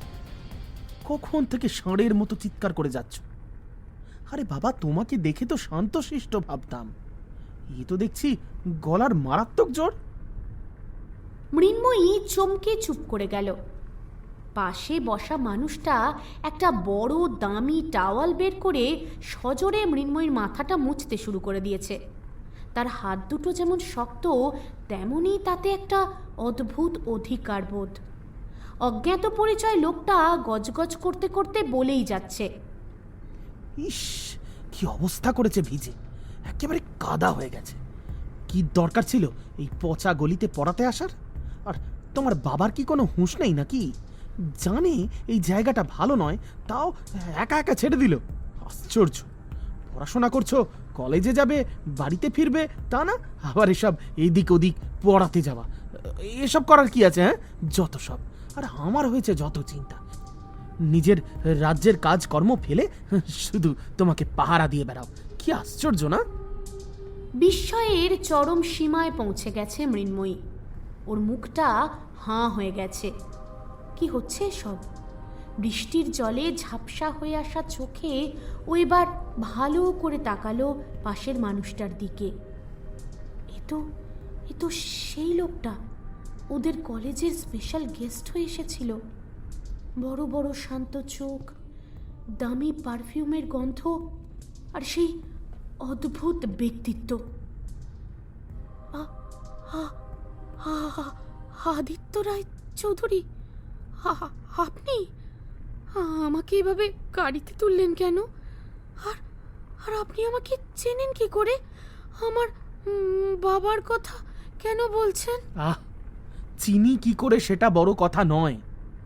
বড় কথা হলো এই ঠান্ডায় ভিজে তুমি যদি অসুস্থ হও, তবে তোমার ওই প্রমথ স্যারের প্র্যাকটিক্যাল ক্লাসটা কে করবে? সবকিছুই এবার আন্দাজ করতে পারল মৃন্ময়ী। চট করে নিজের মাথাটা জোর করে ছাড়িয়ে নিল। ছাড়ুন, কি করছেন কি আপনি? আমি ভিজে গেছি, তাতে আপনার কি? আর আমাকে এভাবে জোর করে গাড়িতে তোলার সাহস কোত্থেকে পেলেন আপনি? আদিত্য টাওয়ালটা এবার ওর হাতে গুঁজে দিয়ে সিটে হেলান দিয়ে বসল। ওর বড় বড় শান্ত চোখ দুটোয় একটা কর্তৃত্বের ভাব। সাহসের কথা তুমি আমায় না বলাই ভালো মৃন্ময়ী। এই বৃষ্টিতে মাঝ রাস্তায় দাঁড়িয়ে থাকা একটা একগুঁয়ে মেয়েকে গাড়িতে তোলাটা অপরাধ নয়, উদ্ধার করা বলে। উদ্ধার? আমি আপনার কাছে সাহায্য চেয়েছিলাম। আপনি কে আমার?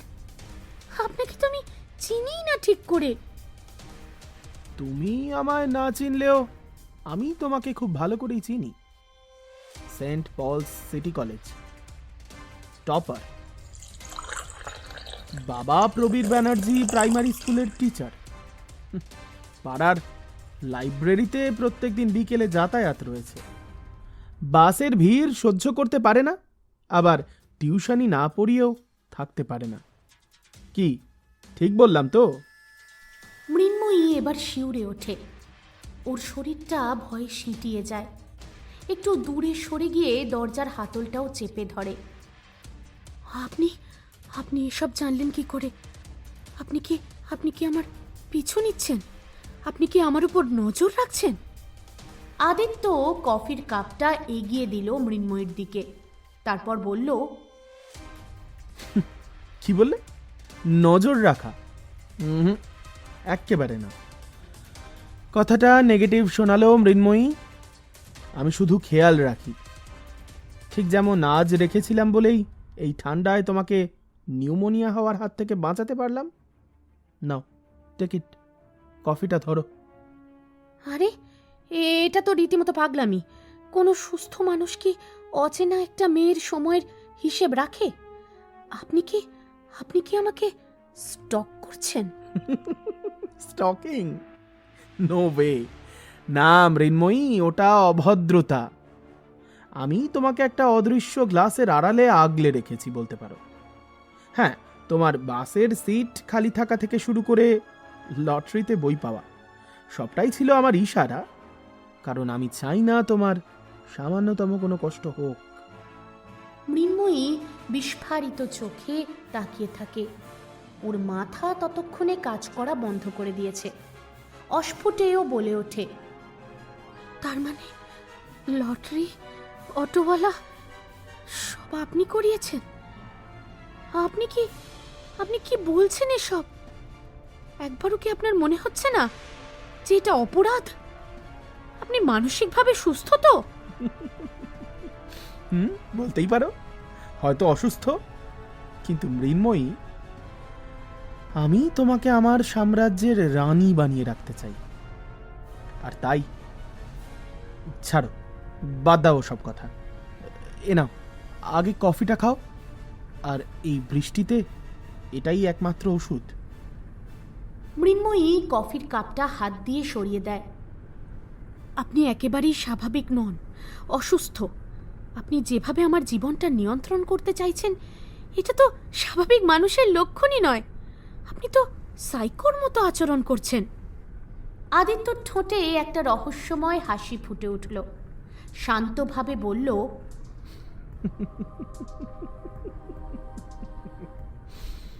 সাইকো? ভালোবাসা যখন মাত্রা ছাড়িয়ে যায় মৃন্ময়ী, তখন তাকে সাধারণ মানুষ সাইকোই বলে। বাই দ্য ওয়ে, আমি যাই হই না কেন, আজ এই বৃষ্টিতে তোমাকে নিরাপদে বাড়ি পৌঁছে দেওয়াটাই কিন্তু আমার একমাত্র লক্ষ্য। নাও, কফিটা ধরো। হাত দুটো তো একদম বরফ হয়ে গেছে। মৃন্ময়ী আর কোনো কথা খুঁজে পেল না।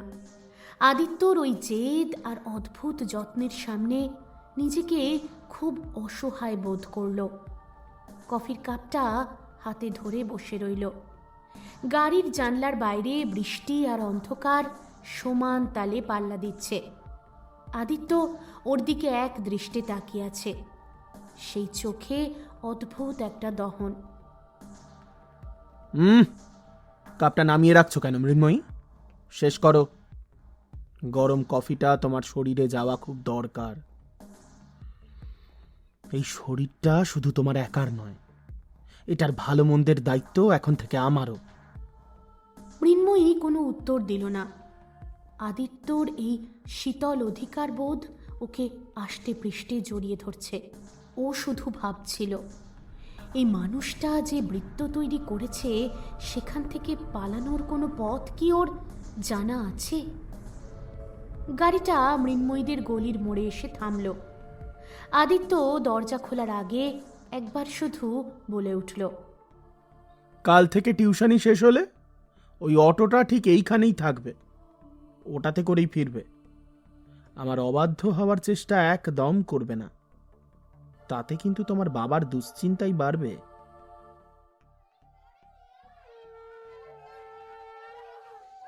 হ্যাঁ, শুভ দৃষ্টির সময় হয়েছে। হ্যাঁ হ্যাঁ, পাত্রীকে পিঁড়িতে তুলে বরের সামনে নিয়ে আসুন। মৃন্ময়ী কোথায় যেন হারিয়ে গিয়েছিল। চমকে উঠল পুরোহিত মশাইয়ের গলার শব্দে। মৃন্ময়ীর ভাইরা ওকে পিঁড়িতে তুলে সায়নের সামনে নিয়ে এলো। দু হাত পানের পাতা দিয়ে মুখ ঢেকে আছে। চারিদিকে বন্ধু বান্ধবদের হাসাহাসি আর উলুধ্বনি। কিন্তু পান পাতার আড়ালে মৃন্ময়ীর হৃৎপিণ্ডটা যেন আজ অন্য কারো উপস্থিতিতেও দ্রুত স্পন্দিত হচ্ছে। পুরোহিত এবার বললেন, হ্যাঁ, এবার পান পাতার সরিয়ে পরস্পরের দিকে তাকান। মৃন্ময়ী ধীরে ধীরে পানের পাতাটা সরালো। সামনে সায়ন দাঁড়িয়ে আছে, এক গাল হাসি। ওর চোখে তখন কত স্বপ্ন। কিন্তু মৃন্ময়ীর চোখ অবচেতনেই চলে গেল সায়নের মাথার উপর দিয়ে একটু দূরে, ঠিক ওই স্তম্ভটার কাছে। আদিত্য ঠিক আগের মতোই শান্ত ভঙ্গিতে দাঁড়িয়ে আছে। মৃন্ময়ীর চোখ আর আদিত্যর সেই বড় বড় স্থির চোখ দুটো এক হলো, সায়নের সাথে নয়। মৃন্ময়ীর প্রকৃত শুভদৃষ্টি যেন হলো ওই আহত মানুষটার সাথে। আদিত্যর চোখে আজ আর সেই অর্ডারটা নেই, আছে এক গভীর আরতি। মৃন্ময়ীর মনে হলো এই মানুষটা যেন কোনো এক অদৃশ্য শক্তি দিয়ে ওর দৃষ্টিকে বেঁধে রাখছে। আদিত্যর চোখের মণি দুটো স্থির হয়ে আছে মৃন্ময়ীর চন্দনে আঁকা কপাল আর রাঙা মুখটার ওপর। মৃন্ময়ী তাড়াতাড়ি চোখ নামিয়ে নিল, কিন্তু ওর শরীরের ভেতর দিয়ে এক অদ্ভুত শীতল স্রোত বয়ে গেল। এরপর শুরু হলো মালা বদল। ও যখন মালাটা হাতে নিয়ে সায়নের দিকে এগোচ্ছে, তখন আর চোখে দেখল আদিত্যর চোয়ালটা শক্ত হয়ে ফুলে উঠছে। আদিত্যর মুষ্টিবদ্ধ হাত দুটো কাঁপছে। ঠিক সেই সময়েই মৃন্ময়ীর হাত সায়নের হাতের ওপর মৃদু স্পর্শ করল। অবচেতনেই ও চোখ তুলল আদিত্যর দিকে। এতক্ষণে যে চোখ দুটো শান্ত আর বিষণ্ণ ছিল, এই ছোঁয়াটুকু লাগার সাথে সাথেই সেই চোখ দুটোই যেন আগুন জ্বলে উঠল। মুহূর্তেই মুখটা যেন হিংস্র হয়ে উঠল, যেন কেউ ওর সবচেয়ে প্রিয় সম্পত্তিতে অনধিকার প্রবেশ করেছে। আদিত্যর সেই তপ্ত চাহনি মৃন্ময়ীকে মনে করিয়ে দিল 2 মাস আগের কলেজের সেই দিনটার কথা। কলেজের লাইব্রেরির সামনে সেদিন বেশ ভিড় ছিল। ওদের ডিপার্টমেন্টের শান্তনু নামের একটা ছেলে হুট করে মৃন্ময়ীর সামনে এসে দাঁড়ালো। হাতে একটা গোলাপ ফুল আর তোতলামিতে ভরা গলায় সে মৃন্ময়ীকে প্রপোজ করে বসল। মৃন্ময়ীর বান্ধবীরা হো হো করে হেসে উঠেছিল। মৃন্ময়ী নিজেও খুব অস্বস্তিতে পড়ে গিয়েছিল। সবাই যখন মজা করছিল, মৃন্ময়ী খেয়াল করেনি কলেজের গেটের সেই নীল অটোটা দাঁড়িয়েছিল। অটোওয়ালা সমানে ফোনে কথা বলছিল। বিকেলে ও যখন বাড়ি ফিরছিল, বাড়ির গলিতেই হঠাৎ কালো গাড়িটা ওর পাশে এসে দাঁড়ালো। মৃন্ময়ী চমকে উঠল, কিন্তু এবার আর থামল না। দ্রুত পা চালাতে শুরু করলো। ঠিক তখনই গাড়ির ভেতর থেকে সেই গম্ভীর জমাট বাঁধা কণ্ঠস্বর ভেসে এলো। তোমার খুব সাহস বেড়েছে দেখছি। আমি এসে দাঁড়িয়েছি দেখেও তুমি আমাকে পাশ কাটিয়ে চলে যাচ্ছ। মৃন্ময়ী থমকে দাঁড়িয়ে পড়ল। ওর বুকটা ঢিপঢিপ করছে। গাড়ির কাঁচ নামিয়ে আদিত্য ওর দিকে তাকিয়ে আছে। আপনি আবার এসেছেন? আমাকে আমার মতো থাকতে দিন না প্লিজ। কেন বারবার আমার সামনে আসেন? গাড়িতে ওঠো, তোমার সঙ্গে আমার কিছু কথা আছে। মৃন্ময়ী উঠতে চাইল না, কিন্তু আদিত্যর স্থির চাহনির সামনে ও যেন কেমন কুঁকড়ে গেল। বাধ্য হয়ে পেছনের সিটে গিয়ে বসল। গাড়ি চলতে শুরু করলো কোনো এক অজানা গন্তব্যের দিকে। গাড়িটা মেন রোড ছেড়ে নির্জন রাস্তার দিকে যাচ্ছে। মৃন্ময়ী দ্রুত বলে উঠল, হে কি, কোথায় যাচ্ছি আমরা? আমি বাড়ি যাব। আজকের ওই ছেলেটাকে, ওই যে গোলাপ ফুল দিয়ে তোমার সামনে নাটক করছিল। মৃন্ময়ী অবাক হয়ে তাকালো। বুঝতে পারল কলেজের ভেতরের খবরও আদিত্যর কাছে পৌঁছয়। ও আমাদের ডিপার্টমেন্টের শান্তনু। ও তো মজা করছিল, মানে সিরিয়াসলি কিছু করেনি। মজা মজা? মৃন্ময়ী, তুমি জানো না আমার যা কিছু প্রিয় তার ওপর কেউ মজার ছলেও হাত বাড়ালে আমার আমার কতটা রাগ হয়। ওই ছেলেটার সাহস হয় কি করে আমার রাজকন্যার সামনে ওভাবে দাঁড়ানোর? আপনি আপনি কি বলছেন এসব? আমি আপনার রাজকন্যা নই, আমি একটা সাধারণ মেয়ে। আপনি দয়া করে ওকে কিছু করবেন না, ও তো কিছু জানেই না। চিন্তা করো না, একদম চিন্তা করো না। আমি নিজে হাত নোংরা করি না, কিন্তু ও যাতে আর কোনোদিন তোমার ছায়া মারানোর সাহস না পায় সেই ব্যবস্থা আমি আজ সকালেই করে দিয়েছি। ওর হাতটা আজ থেকে কয়েকদিন ব্যান্ডেজ থাকবে, যাতে গোলাপ ফুল ধরার সাহসটুকু আর না হয়। মৃন্ময়ী আর্তনাদ করে উঠল। হ্যাঁ, আপনি এটা করতে পারেন না। আপনি তো মানুষ নয়, আপনি একটা জানোয়ার। আপনি কেন আমার জীবনটা বিষিয়ে দিচ্ছেন? জানোয়ার?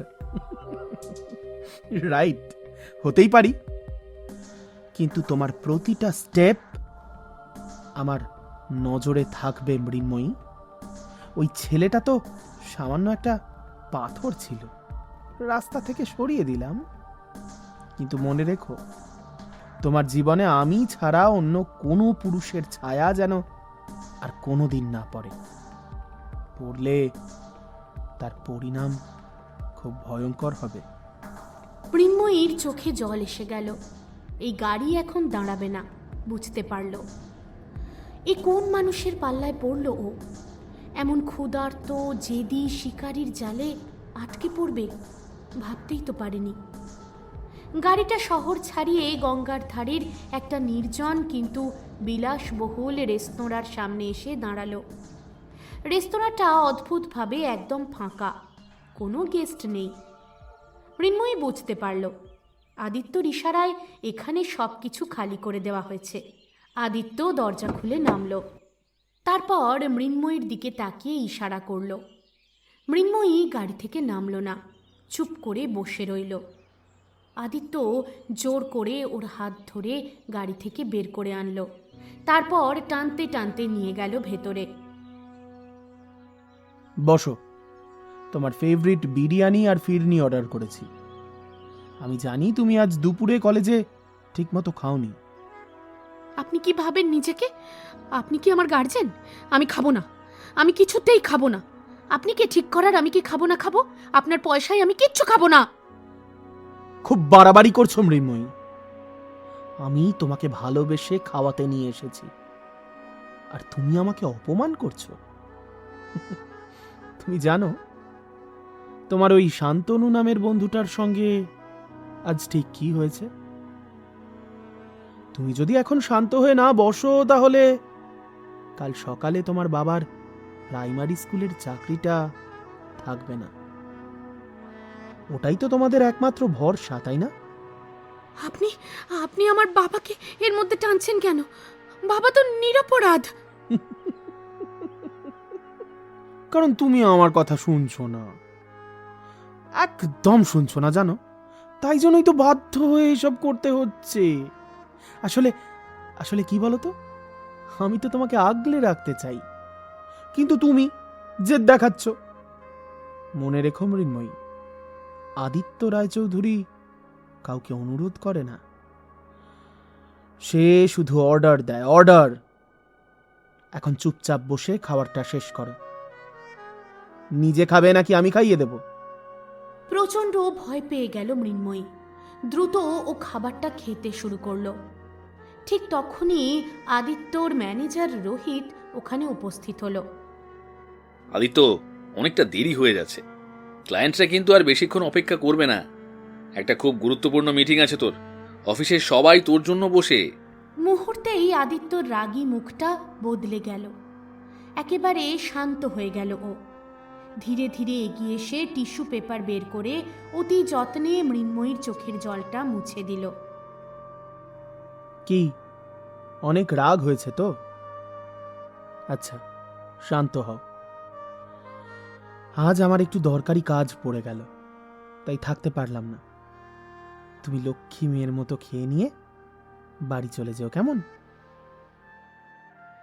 অবাক হয়ে তাকিয়ে রইল মৃন্ময়ী। এসব কি দেখছে, কি হচ্ছে, কিছুই যেন বিশ্বাস করতে পারছে না।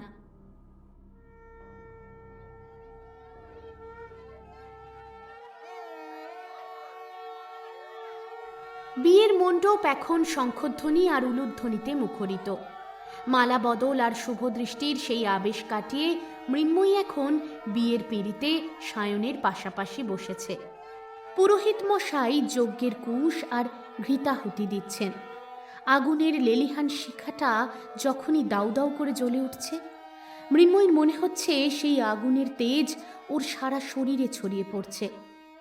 মনে পড়ে গেল সেই দুপুরের বিভীষিকা, সেই দিনটা যেদিন আদিত্য ওর জীবন থেকে সবটুকু স্বাধীনতা একেবারে কেড়ে নিয়েছিল।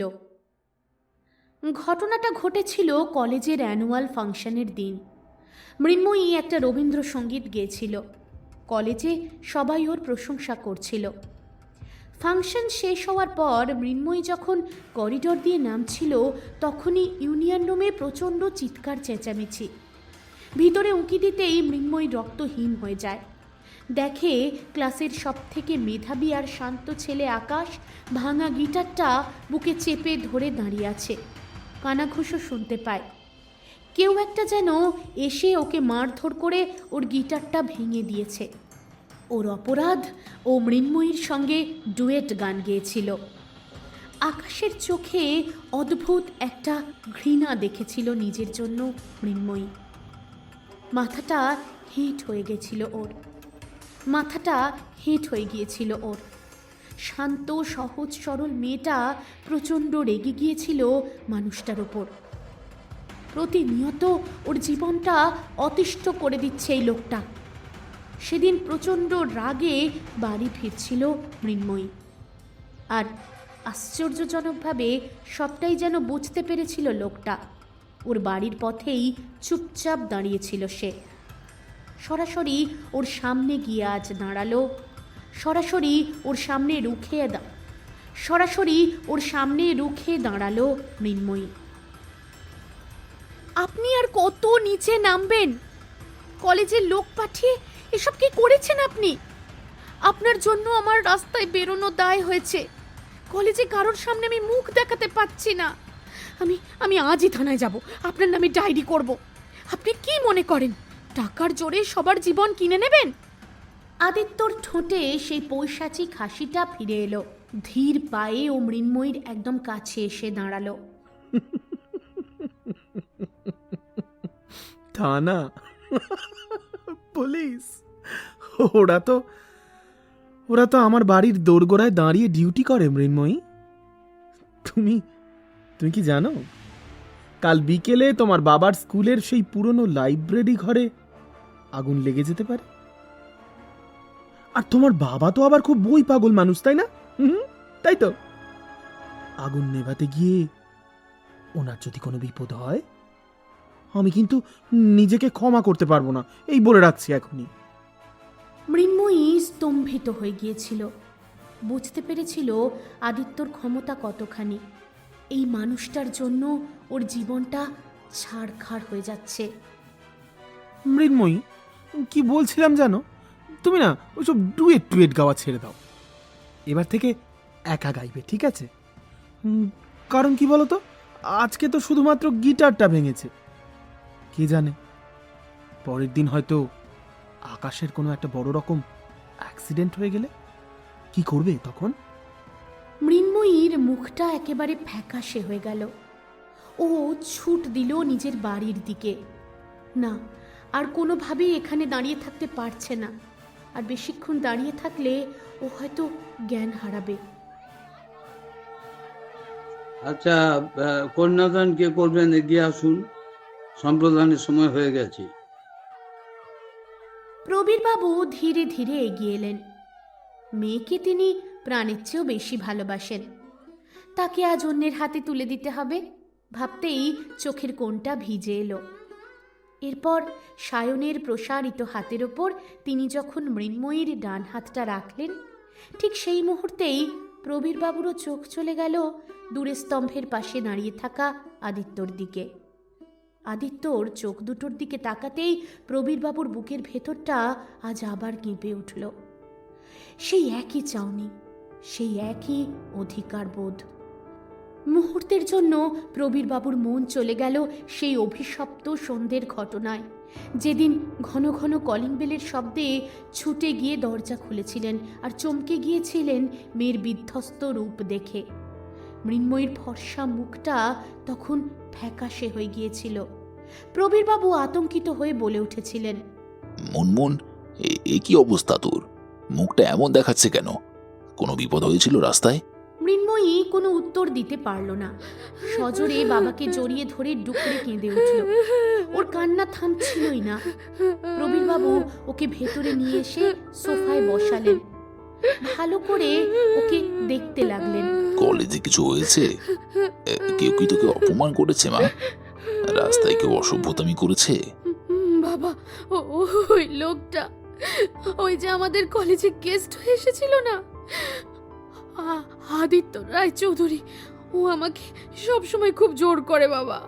ও আমার সব খবর রাখে, আমি কোথায় পড়াতে যাই, কোন রাস্তায় হাঁটি, সব। ও বড় ভয়ঙ্কর লোক বাবা, আমার পিছু ছাড়ছে না, কিছুতেই না। প্রবীরবাবু স্তম্ভিত হয়ে যান। মেয়ের এই অবস্থা দেখে হাত পা ঠান্ডা হয়ে যায়। আদিত্য রায়চৌধুরী মৃন্ময়ীর পিছু নিয়েছে কেন? আদিত্য রায় চৌধুরী? ও তো শহরের সব থেকে প্রভাবশালী বিজনেসম্যান। ও তোর পিছু নিয়েছে? কিন্তু কেন মা? আমাদের মতো সাধারণ মানুষের সাথে ওর কি সম্পর্ক? মৃন্ময়ী কাঁদতে কাঁদতেই বলল, জানি না বাবা, ও বলছিল ও নাকি আমাকে আগলে রাখছে। ও সব সময় আমায় ফলো করে বাবা, আমার খুব ভয় করছে। তুমি জানো, আজকে কলেজে ও আকাশের গিটারটা ভেঙে দিয়েছে। আমার সঙ্গে আকাশ ডুয়েট গান গেয়েছিল বলে।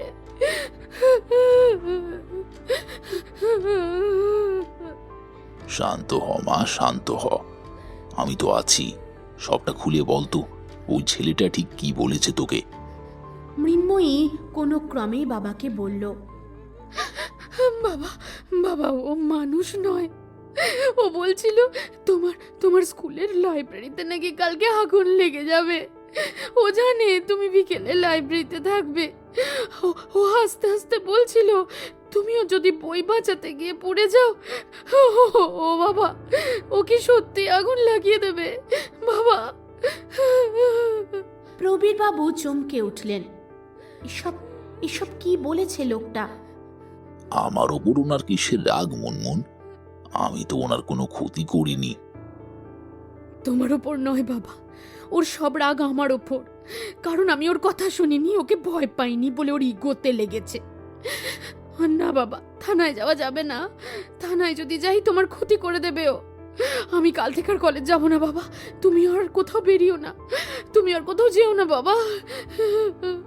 প্রবীরবাবু মেয়ের অসহায় মুখটা নিজের হাতে তুলে ধরলেন, তারপর বললেন, মুনমুন, আমরা সাধারণ মানুষ, আমাদের কাছে আইন আছে, কিন্তু ওর কাছে আছে ক্ষমতা। ও যা হুমকি দিয়েছে তাতে তোকে আগলে রাখা আমার পক্ষে খুব কঠিন হয়ে যাচ্ছে মা। আমি কি তবে পুলিশের কাছে যাব? মৃন্ময়ী ভয় পেয়ে গেল। না বাবা, একদম নয়। ও পুলিশকে ভয় পায় না বাবা। ও বলছিল আমাকে নাকি ও রানী করে রাখতে চায়। আমি বাঁচতে চাই বাবা, খাঁচায় বন্দি হয়ে রানী হয়ে থাকতে চাই না। আমাকে বাঁচাও বাবা, আমাকে বাঁচাও। প্রবীরবাবু মৃন্ময়ীকে বুকের মধ্যে টেনে নিলেন।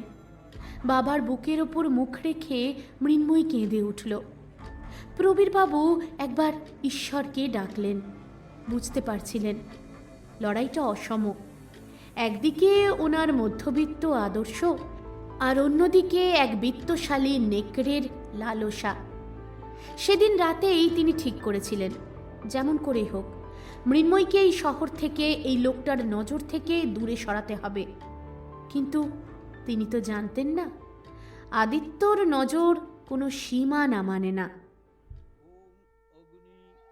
সম্প্রদান শেষ করে প্রবীরবাবু যখন হাত সরালেন তখন ওনার বুক থেকে যেন একটা পাথর প্রমাণ পাহাড় নেমে গেল। সায়নের দিকে তাকিয়ে শান্তিতে চোখ মুজলেন। আদিত্যর দিকে একবার তাকালেন। আদিত্যর চোখ দুটো যজ্ঞের আগুনের আভায় লাল হয়ে আছে। ও কি শুনতে পাচ্ছে প্রবীরবাবুর মনের কথা? প্রবীরবাবু মনে মনে বললেন, আজ থেকে আমার মেয়ে সায়নের হলো আদিত্য। তুমি হেরে গেছো। আদিত্যর ঠোঁটে একটা রহস্যময় হাসি ফুটে উঠল। প্রবীরবাবু যেন শুনতে পেলেন আদিত্যর কণ্ঠস্বর। মৃন্ময়ীর কপালে কার সিঁদুর উঠল তাতে আমার কিচ্ছু যায় আসে না প্রবীরবাবু। ও নিঃশ্বাস নিতে গেলেও আমার অনুমতি লাগে, আমার। সেটা আপনারা খুব শিগগিরই বুঝতে পারবেন। শিউরে উঠলেন প্রবীরবাবু। নিজের মনকেই ধমক দিলেন, না না, কথা দিয়েছে আদিত্য রায় চৌধুরী, বিরক্ত করবে না কখনো মেয়েকে। নিশ্চয়ই সে কথা রাখবে, রাখতেই হবে। ওম অগ্নি বায়ু চন্দ্র সূর্যাহ প্রায়শ্চিত্তয়ো ইয়ং দেবানাং প্রায়শ্চিত্তদয়ো হস্ত ব্রাহ্মণ ও নাথ। পুরোহিত মশাই মন্ত্র পাঠ করছেন। বিয়ের কাজ প্রায় শেষের দিকে। মণ্ডপের এক কোণে দাঁড়িয়ে আদিত্য এক দৃষ্টে তাকিয়ে আছে সেই আগুনের দিকে। ওর ফর্সা মুখটা আগুনের আভায় রক্তবর্ণ ধারণ করছে। রোহিত ধীর পায়ে আদিত্যর পাশে গিয়ে দাঁড়ালো। বন্ধুর এই নিঃশব্দ দহন ও আর সহ্য করতে পারছিল না। আদি, এভাবে আর কত কষ্ট নিজেকে দিবি বলতো? চল না, ফিরে যাই। বিয়ে তো প্রায় হয়েই গেল। এই দৃশ্যটা দেখা তোর জন্য কতটা যন্ত্রণার সেটা আমি বুঝি। প্লিজ প্লিজ চল এখান থেকে। আদিত্য সায়নের আর মৃন্ময়ীর হস্তবন্ধনের দিকে তাকিয়ে স্থির গলায় বলল, যতক্ষণ না বিয়ে শেষ হচ্ছে আমি যাব না। আমি কথা দিয়েছি, ওর বিয়ে শেষ পর্যন্ত দেখে তবেই ফিরব। মাঝপথে পালিয়ে যাওয়া আদিত্য রায় চৌধুরীর স্বভাব নয়। রোহিত খানিকটা চুপ করে রইল। তারপর নিজেকে সামলে নিয়ে বলল, কেন এত জেদ করিস আদি? আমি আজও বুঝলাম না কি যে চলছে তোর মনে। তুই আবার সায়নের কোনো ক্ষতি করবি না তো? ওর সংসারটা। চুপ, একদম চুপ। আমি মানুষটা অত খারাপ নই তোরা যতটা মনে করিস। শোন, আমি ওকে ভালোবাসি, ওকে বিয়ে করতে চেয়েছিলাম, নিজের করে পেতে চেয়েছিলাম, কিন্তু কিন্তু ও এখন অন্য কারোর। ওর নতুন সংসার আমি ভেঙে দেব এমনটা আমি কল্পনাও করতে পারি না। আমি শুধু ওকে আগলে রাখতে চাই, সেটা যেভাবেই হোক, যে কোনো মূল্যেই হোক। আদিত্যর কাঁধে হাত রাখল রোহিত। তারপর বলল, আমি জানি তুই ওকে বড্ড ভালোবাসিস। আজও মনে আছে সেই দিনটার কথা, যেদিন তুই হুট করে আমায় বলেছিলি যে তুই মৃন্ময়ীকে বিয়ে করবি। মনে আছে সেদিন কেমন মাথা খারাপ হয়ে গিয়েছিল তোর? সেদিন অফিসের কেবিনে আদিত্যর পাগলামি দেখে রোহিত অবাক হয়ে গিয়েছিল। আদিত্য ফাইলপত্র সব মেঝেতে ছড়িয়ে ফেলেছিল। বারবার একটা সাদা কাগজে মৃন্ময়ীর নাম লিখছিল।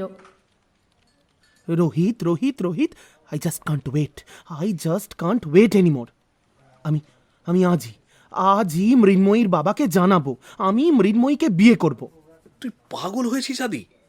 মেয়েটাকে তুই চিনিস বড় জোর কয়েক মাস, তাও তোকে দু চোখে দেখতে পারে না। তুই সরাসরি বিয়ের প্রস্তাব দিবি? হ্যাঁ দেব, তাতে ক্ষতি কি হয়েছে? আমার যা পছন্দ সেটা আমি দখল করেই ছাড়ি, এটা তুই জানিস না? আর মৃন্ময়ীকে আমি আমার রানী বানিয়ে রাখব। সেদিন রাতেই আদিত্যর জেদ চরমে পৌঁছল। সরাসরি মৃন্ময়ীকে ফোন করল। মৃন্ময়ী তখন সবে পড়তে বসেছে। একটা অজানা নাম্বার দেখে ফোনটা ধরবে কি ধরবে না করে ধরেই ফেলল। হ্যালো, কে? আমি আদিত্য। আদিত্য রায়চৌধুরী? কেন, গলার স্বর চিনতে পারছো না? মৃন্ময়ী মুহূর্তের জন্য নিথর হয়ে গেল। গলার স্বর শুনেই ওর রক্ত হিম হয়ে এলো। আপনি আপনি এই এত রাত্রে ফোন করেছেন কেন? আপনাকে না বলেছি আমাকে বিরক্ত করবেন না। বিরক্ত করতে ফোন করিনি মুনমুন, একটা খবর দিতে ফোন করেছি। কাল বিকেলে আমি তোমার বাবার কাছে আসছি। কেন? আপনি আপনি আমার বাড়িতে আসবেন কেন? খুব সিম্পল, তোমার আর আমার বিয়ের কথা বলতে। শোনো, আমি ঠিক করেছি তোমাকেই আমি রায়চৌধুরী বাড়ির বউ করে নিয়ে আসব। মৃন্ময়ী প্রথমে নিজের কানকে বিশ্বাস করতে পারল না। রাগে ওর শরীর কাঁপতে শুরু করলো। আপনি আপনি কি পাগল? আপনার লজ্জা করে না এসব বলতে? আমি আমি আপনাকে ঘৃণা করি, বুঝতে পারছেন? ঘৃণা। আপনি আমাকে জোর করে বিয়ে করতে পারেন, ভয় দেখাতে পারেন, কিন্তু কিন্তু আমি আপনাকে কোনোদিন ভালোবাসতে পারবো না, মরে গেলেও নয়। ঘৃণা, জানো তো, ঘৃণা আর ভালোবাসা একই মুদ্রার এপিঠ আর ওপিঠ। কাল বাবা বাড়িতেই থাকবেন তো? আসলে ওনার সঙ্গে কথা বলাটা খুব জরুরি। এই সব কাজ বড়দের আশীর্বাদ ছাড়া কি আর হয়? যাই হোক, রাত হচ্ছে, বেশি রাত জেগে পড়াশোনা করো না। ভালো থেকো, রাখি। আসবেন না আপনি, শুনতে পাচ্ছেন? আপনি আসবেন না, আমি আপনাকে বিয়ে করব না। মৃন্ময়ী চিৎকার করতে থাকলো, কিন্তু আদিত্য কখন ফোন রেখে দিয়েছে। ও যখন একবার ঠিক করেছে বিয়ে করবে, তার মানে বিয়ে তো করবেই। পৃথিবীর কোনো শক্তি ওকে আটকাতে পারবে না। পরের দিন বিকেলে দুটো দামি গাড়ি প্রবীর বাবুর বাড়ির সামনে এসে দাঁড়ালো। পাড়ার লোক জানলা দিয়ে উঁকি দিতে শুরু করলো। গাড়ি থেকে নামলো আদিত্য আর ওর পিসি। আদিত্যর পরনে পাঞ্জাবি, চোখে জেদ। পিসি কিছুটা কুণ্ঠিত। আদিত্যর পেছন পেছন এগিয়ে গেলেন মৃন্ময়ীদের দরজার দিকে। বাবাকে সবটাই জানিয়ে রেখেছিল মৃন্ময়ী। প্রবীর বাবু প্রস্তুত ছিলেন। দরজা খুলতেই উনি আদিত্য রায়চৌধুরীকে দেখতে পেলেন। মানুষটা যেমনই হোক, ওর পার্সোনালিটির সামনে দাঁড়ানো সত্যিই একটু কঠিন। এত বড় একজন বিজনেসম্যান, এটা হওয়া তো একেবারেই স্বাভাবিক। পিসিকে সঙ্গে নিয়ে আদিত্য ঢুকলো ঘরের ভিতরে। সঙ্গে প্রচুর উপহার সামগ্রী এবং মিষ্টি। প্রবীরবাবু হাত জোর করে পিসিকে প্রণাম জানালেন, তারপর বললেন, বলুন আদিত্যবাবু, হঠাৎ আমার এই কুঁড়ে ঘরে আপনারা? পিসি আদিত্যকে কিছু বলতে দিল না, নিজেই এগিয়ে এসে বলতে শুরু করলো। আসলে প্রবীরবাবু, আমার ভাইপো আদিত্য, ওর আপনার মেয়েকে খুব পছন্দ। ওদের বিয়ের কথা বলতেই আজ এসেছি। কিন্তু আমি তো আপনাদের চিনি না, আর বিয়েটা তো কেবল পছন্দের উপর হয় না, মৃন্ময়ীর মত থাকাটাও তো প্রয়োজন। এবার আদিত্য এগিয়ে এলো, তারপর বলে উঠল, মৃন্ময়ীর মত? হ্যাঁ, বুঝতে পারছি। ও হয়তো লজ্জায় আপনাকে সবটা বলেনি, স্বাভাবিক। আসলে দেখুন, ও আমাকে পছন্দ করে, এই তো সেদিনই ওকে বাড়িতে নামিয়ে দিয়ে গেলাম। আচ্ছা আপনি বলুন, যদি আমাকে ওর ভালো না লাগতো, তাহলে কি আর ও আমার গাড়িতে উঠতো, আমার সঙ্গে রেস্তোরাঁয় খেতে যেত না তো? না, আপনি ভুল বুঝেছেন আদিত্যবাবু। আমি আমার মেয়েকে চিনি। আসলে আমার মেয়ে আপনাকে ভয় পায়। আর মনে রাখবেন, ভয় আর পছন্দ এক নয়। আপনি আমার সম্পত্তির পরিমাণ জানেন মাস্টার মশাই? আমি আপনার মেয়েকে এমন সুখে রাখবো যা আপনি স্বপ্নেও ভাবতে পারবেন না। এই আপনার এই সাধারণ জীবন, না না, সাধারণটা বোধহয় একটু বাড়াবাড়ি, মধ্যমানের বা নিম্নমানের বলতে পারেন। তার থেকে মুক্তি দিয়ে আমি ওকে রানী বানিয়ে দেব, বুঝতেই তো পারছি আপনার টাকার খুব অহংকার, কিন্তু আমি তো রাজি নই। তাতে আমারও কিচ্ছু যায় আসে না মাস্টার মশাই। আপনার মেয়ে, তাই মনে হলো আপনাকে জানানোটা উচিত। শুনুন, ওই সম্মতি নেওয়ার জন্য আমি কিন্তু আসিনি। হ্যাঁ, পিসি বাধা দেওয়ার চেষ্টা করে আদিত্যর হাতটা ধরে ফেলল। আদি, ওভাবে কথা বলো না, বিয়ের কথা ওভাবে বলতে নেই। আহ পিসি, তুমি চুপ করো, আমি কথা বলছি তো। প্রবীর বাবুকে বুঝতে হবে যে আদিত্য রায়চৌধুরী প্রস্তাব নিয়ে খুব কম মানুষের দরজায় আসে। উনি তাদেরই মধ্যে লাকি ওয়ান। প্রবীরবাবু এবার উঠে দাঁড়ালেন। ওনার শান্ত চোখে একটা অদ্ভুত কাঠিন্য। আদিত্যবাবু, আপনার প্রস্তাবের জন্য ধন্যবাদ, কিন্তু আমি আমার মেয়েকে কোনো পয়সাওয়ালা বড় লোকের কাছে বিক্রি করতে চাই না। আমি একজন স্কুল শিক্ষক। আমি চাই আমার মেয়ের বিয়ে এমন এক শিক্ষিত আর সুরুচি সম্পন্ন মানুষের সঙ্গে হোক যার অন্তরে মায়া আছে, অহংকার নয়। আপনার ওই রাজপ্রাসাদে আমার মেয়ে দম বন্ধ হয়ে মারা যাবে। এই বিয়েতে আমি রাজি নই, তাই আপনারা আসতে পারেন। আদিত্যর চোখ দুটো মুহূর্তের জন্য ছোট হয়ে এলো। উঠে দাঁড়িয়ে প্রবীরবাবুর খুব কাছে গিয়ে নিচু স্বরে ও বলল, শিক্ষিত মানুষ চাই তো? ঠিক আছে, দেখুন আপনি আপনার শিক্ষিত জামাই কোথায় পান। তবে মনে রাখবেন প্রবীরবাবু, আমি যা একবার নিজের বলে ঠিক করে নিই সেটা আমার হয়ই, সেটা আজ হোক বা কাল। পিসিকে নিয়ে ঘর থেকে বেরিয়ে গেল আদিত্য। প্রবীরবাবু সোফায় বসে পড়লেন। ওনার কপালে ঘাম জমছে।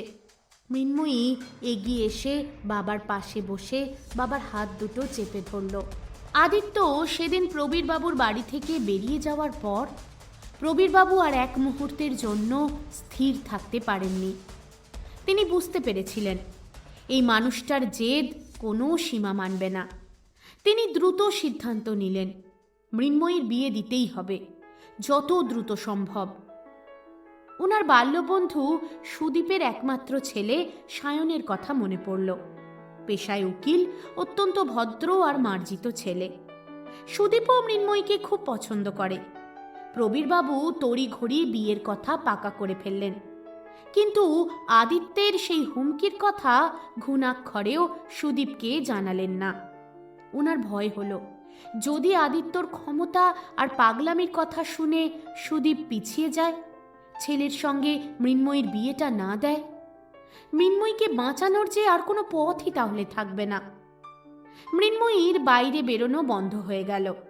নিজের ফোনটা সারাক্ষণ সুইচ অফ করে রাখত। আদিত্যর সেই তীক্ষ্ণ কণ্ঠস্বর আর আধিপত্যের থেকে ও মুক্তি চাইছিল। কিন্তু সামনেই বিয়ে, তাই কিছু কেনাকাটা তো করতেই হবে।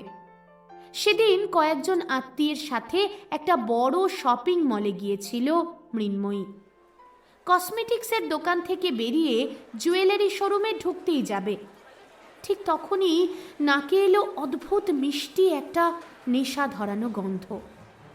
চারপাশটা মুহূর্তের মধ্যেই ঝাপসা হয়ে গেল। এরপর যখন ও চোখ খুলল, দেখল এক রাজকীয় ঘরে ধপধপে পালকের মতো নরম বিছানায়ও শুয়ে আছে। মাথার ওপরে একটা বিরাট ঝাড় লণ্ঠন দুলছে। চোখ কচলে সামনে তাকাতেই ওর বুকের রক্ত হিম হয়ে গেল। দেওয়ালে ঝোলানো একটা বিশাল পোর্ট্রেট, সেখানে দাম্ভিক আদিত্য রায়চৌধুরী এক অদ্ভুত বাঁকা হাসিতে ওর দিকেই তাকিয়ে আছে। যেন এই ছবিটাই ওকে ব্যঙ্গ করে বলছে, পালিয়ে কোথায় যাবে মৃন্ময়ী? দ্রুত খাট থেকে নেমে দৌড়ে ঘর থেকে বেরোতে গেল মৃন্ময়ী। ঠিক তখনই ঘরের কোণ থেকে পরিচিত সেই গম্ভীর কণ্ঠস্বর ভেসে এলো। বাহ, উঠে পড়েছ? নিশ্চয়ই খিদে পেয়েছে, কিছু আনাবো? মৃন্ময়ী ঘুরে দাঁড়ালো। ওর দু চোখে তখন ঘৃণা আর জেদ। আপনি কি ভেবেছেন? আপনার আপনার সাহস কি করে হয়? আমাকে আমাকে তুলে নিয়ে এসেছেন? এভাবে আমাকে আটকে রাখলে আমি আপনার হয়ে যাব? ভালোবাসার অর্থ আপনি বোঝেন? ভালোবাসা মানে শ্রদ্ধা। আমি আমি আপনাকে ঘৃণা করি আদিত্য রায়চৌধুরী। আপনার এই সোনার খাঁচায় আমার দম বন্ধ হয়ে যাবে। মৃদু হাসল আদিত্য, তারপর ধীর পায়ে এগিয়ে এলো। ওর চোখে আজ কোনো রাগ নেই, আছে একটা গভীর অনুভূতি। ওয়েল, শোনো মৃন্ময়ী, আমি ওইসব বানিয়ে কথা বলতে পারি না। আমি একটু রুড, তাই আমি যা ভাবি সোজা সাপটা বলি। আমি তোমাকে ভালোবাসি, আর আমার ভালোবাসার প্রকাশটা এমনই।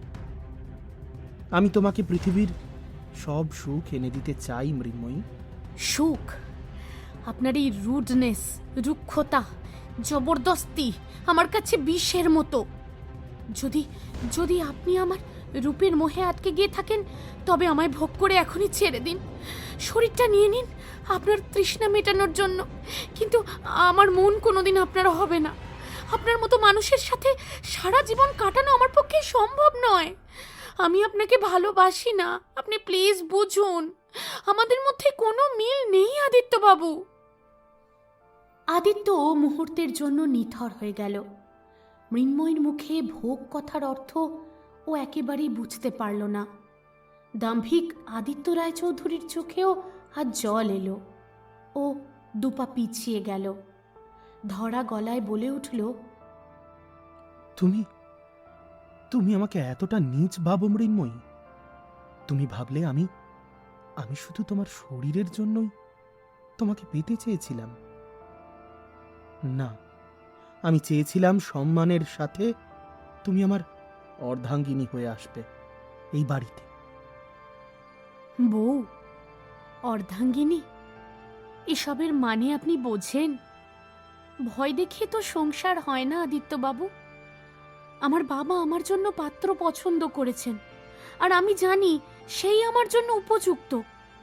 আর আপনি তো যথেষ্ট উচ্চবিত্ত পরিবারের, চাইলেই অনেক সুন্দরী মেয়ে আপনাকে বিয়ে করবে। আপনি আপনি সুখে থাকবেন। বুঝবে না মৃন্ময়ী, তুমি বুঝবে না। আমার এই প্রপার্টি, আমার এই প্রতিপত্তি সবই না অর্থহীন যদি সেখানে তুমি না থাকো। আচ্ছা, বলতে পারবে সায়ন তোমাকে কি আমার থেকেও বেশি ভালোবাসতে পারবে? ও পারবে তোমার জন্য গোটা পৃথিবীর বিরুদ্ধে গিয়ে রুখে দাঁড়াতে? সায়ন আমাকে সম্মান করতে জানে, ওর সাথে থাকলে আমি ভরসা পাই। আপনার সামনে দাঁড়ালে আমার দম বন্ধ হয়ে আসে। চোখ দুটো কড়কড় করে উঠল আদিত্যর। এতটাই ওকে ঘৃণা করে মৃন্ময়ী? এতদিন ভেবেছিল মেয়েটা হয়তো ভয় পেয়ে থাকে, তাই হয়তো চুপচাপ থাকে। কিন্তু মেয়েটা সত্যিই বোঝেনি ওকে। নিজের সঙ্গে যুদ্ধ চালাতে থাকলো আদিত্য। না, আর কারোর কাছ থেকেও কিচ্ছু চাইবে না। দীর্ঘশ্বাস ফেলে ও বলে উঠল, ঠিক আছে, ঠিক আছে। তোমার যখন দম বন্ধ হয়ে আসে, তোমাকে তো মুক্তি পেতে হবে। তুমি মুক্তি চাও তো? যাও, আজ আমি তোমাকে মুক্তি দিলাম। কিন্তু একটা কথা মনে রেখো মৃন্ময়ী, আজ থেকে তুমি আমার নও ঠিকই, কিন্তু আমার নজর তোমার উপর থাকবে। কথা দাও, কোনো দিন তোমার চোখে জল আসবে না, কোনো দিন কেউ তোমাকে কষ্ট দিতে পারবে না। যেদিন আমি দেখব তোমার চোখে জল এসেছে, সেদিন জানবে যে মানুষের জন্য তোমার চোখে জল এসেছে তার জীবনের শেষ দিন। যে হাত তোমাকে কষ্ট দেবে, সেই হাত আমি দুনিয়া থেকে মুছে দেব। আপনি আপনি এসব? যা বলছি ঠিকই বলছি। যাও মৃন্ময়ী, চলে যাও। কি হলো? চলে যাও এখান থেকে। বেশিক্ষণ দাঁড়িয়ে থাকলে আমি নিজেকে কন্ট্রোল করতে পারবো না। চলে যাও। আচ্ছা, সিঁদুরদানের সময় মন স্থির করে কন্যার মাথায় সিঁদুর পরিয়ে দাও। সায়ন অত্যন্ত হ্যাঁ, যত্ন এবার- নিয়ে মৃন্ময়ীর কপালে সিঁদুরের রেখা টেনে দিল। মণ্ডপ জুড়ে তখন শঙ্খধ্বনি আর উলুধ্বনি। সায়নের চোখে এক নতুন জীবনের আনন্দ, এক পরম প্রাপ্তির তৃপ্তি। আর চোখে একবার নববধূর দিকে তাকালো ও। ওর মনে হলো আজ থেকে ও পৃথিবীর সবচেয়ে সুখী মানুষ। কিন্তু ঠিক সেই মুহূর্তেই মৃন্ময়ীর শরীরে এক অদ্ভুত শিহরণ বয়ে গেল। কপালে সায়নের হাতের স্পর্শ থাকলেও ওর অবচেতন মন তখন হাতড়ে বেড়াচ্ছে অন্য কাউকে। অবাধ্য চোখ তুলে তাকাতে বাধ্য হলো সেই স্তম্ভের আড়ালে। আদিত্যর বড় বড় চোখ দুটো অভিমানী। চোখে কোনো দম্ভ নেই, কোনো ক্রোধ নেই, শুধু এক রাশ যন্ত্রণা। আদিত্যর চোখ দুটো দেখে অদ্ভুত একটা ভয় হলো মৃন্ময়ীর। ও কি সত্যিই মুক্তি পেল, নাকি অন্য কারোর হৃদয়ের এক রাশ হাহাকার সাক্ষী রেখে ও অন্য আর এক জীবনে পা বাড়ালো? ওর মনের ভেতর এক মিশ্র অনুভূতি। সায়নের জন্য শ্রদ্ধা, কিন্তু আদিত্যর সেই তপ্ত চোখের জলের জন্য এক গোপন কষ্ট। একটু দূরে দাঁড়িয়ে প্রবীরবাবু দুহাত জোর করে ঈশ্বরকে ধন্যবাদ দিলেন। ওনার চোখে আজ পরম শান্তি। মা হারা মেয়েটা আজ অন্তত একটা সুস্থ স্বাভাবিক জীবনে প্রবেশ করল। ওই হিংস্র নেকড়ের হাত থেকে আজ ওর মেয়ে মুক্তি পেল। কিন্তু আদিত্যর পাশে দাঁড়িয়ে রোহিত তখন এক অব্যক্ত যন্ত্রণায় পুড়ছে। ছোটবেলা থেকে আদিত্যকে দেখেছে, ওর জেদ, ওর ক্ষমতা দেখেছে, কিন্তু আজ ও দেখছে বন্ধুকে তিলে তিলে শেষ হয়ে যেতে। রোহিত আদিত্যর কাঁধে হাত রাখল। আদিত্য কিচ্ছুটি বলল না, চোখের জলটা ধরে রাখার আপ্রাণ চেষ্টা করল। কিন্তু সে কি কারোর কথা শোনে? গাল বেয়ে এক ফোঁটা জল নেমে আসতেই কোনো ক্রমে নিজেকে আড়াল করে পিছন ফিরে বাইরের দিকে চলে গেল আদিত্য। মৃন্ময়ী ঘোমটার আড়াল থেকে শেষবার দেখল মানুষটা চলে যাচ্ছে। কিন্তু এত কষ্ট হচ্ছে কেন? কেন মনে হচ্ছে একটু মানুষটাকে বুঝলে ভালো হতো?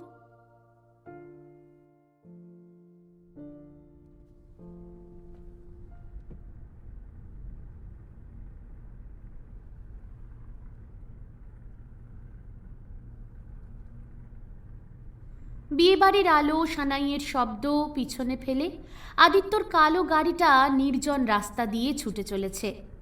ড্রাইভিং সিটে রোহিত, পেছনে জানলার বাইরে তাকিয়ে আদিত্য। বন্ধুর এই অদ্ভুত শান্ত ভাবটা বড্ড ভাবিয়ে তুলছে রোহিতকে। আদি, তুই ঠিক আছিস তো? হ্যাঁ Rohit, I am absolutely fine. তোর কষ্ট হচ্ছে না? নিজের চোখের সামনে যাকে চাইলি তাকে অন্য একজনের হতে দেখলি, এত সহজে আদিত্য রায়চৌধুরী সব কিছু মেনে নিল? আমার তো বিশ্বাসই হচ্ছে না। না রোহিত, আজ আর কষ্ট হচ্ছে না, কারণ আজ আমি একটা মস্ত বড় সত্যিই বুঝতে পেরেছি। ভালোবাসাকে আসলে আগলে রাখতে হয়, জোর করে দখল করতে নেই। আসলে কি বলতো, এতদিন আমি ওকে খাঁচায় বন্দি করতে চেয়েছি, জোর করে নিজের কাছে রাখতে চেয়েছি, আর ও ততবার আমার থেকে ছিটকে যেতে চেয়েছে, পালিয়ে যেতে চেয়েছে। কিন্তু আজকে ওকে মুক্ত করে দিয়ে ওর চোখে আমি নিজের জন্য সামান্য হলেও ফিলিংস দেখেছি। রোহিত অবাক হয়ে তাকালো আদিত্যর দিকে। গাড়িটা রাস্তার একপাশে ততক্ষণেও দাঁড় করিয়ে দিয়েছে। কি বলছিস তুই? মৃন্ময়ী তোকে ভালোবাসে? অসম্ভব। আমি মানুষের চোখ পড়তে ভুল করি না রোহিত, সেটা তুই খুব ভালো করেই জানিস। আজ যখন সায়ন ওর কপালে সিঁদুর পরাচ্ছিল, তখন ওর চোখ দুটো সায়নের দিকে ছিল না। কার দিকে ছিল জানিস? ছিল আমার দিকে। আর ওই চোখে কোনো ঘৃণা ছিল না রে, ছিল একটা অদ্ভুত যন্ত্রণা আর মায়া। আর আর এখানেই আমার আসল ভয় রোহিত, মেয়েটা ভালো থাকতে পারবে তো?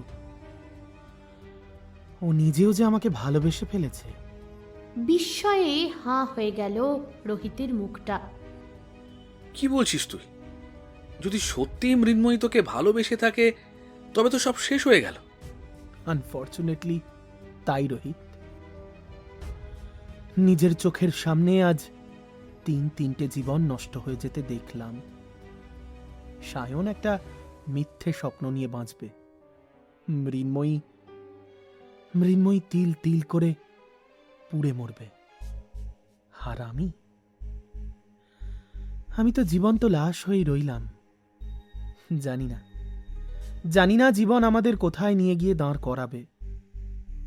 তবে ও যদি কোনো দিন বুঝতে পারে যে ও ওই সংসারে আর থাকতে পারছে না, তবে আমিও কথা দিচ্ছি রোহিত, সমাজের কোনো তোয়াক্কা না করে আমি ওকে নিজের কাছে নিয়ে আসব। কথায় আছে না, লেট বেটার দ্যান নেভার। আমার রাজকন্যাকে আমি নরকে পৌঁছতে দেব না। শিউরে উঠল রোহিত। ওর নিজের গলাটাও যেন বুঝে এলো। ও বুঝতে পারছে আজকের বিয়েটা কোনো মিলন নয়, বরং একটা ট্র্যাজেডির শুরু। যদি সত্যি আজ আদিত্যর কথা সত্যি হয়, তবে আজকের রাতের পর 3টে জীবনই তাসের ঘরের মতো ভেঙে পড়বে। এক অজানা ঝড়ের অপেক্ষায় দিন গুনতে শুরু করলো রোহিত। গাড়ি আবার স্টার্ট হলো।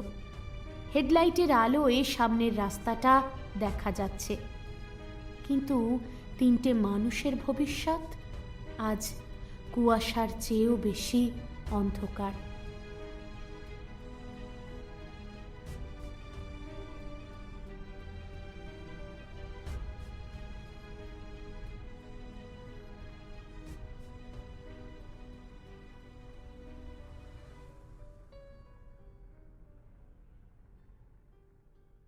সিঁথিতে তখনও জলজল করছে সদ্য ওঠা সিঁদুর।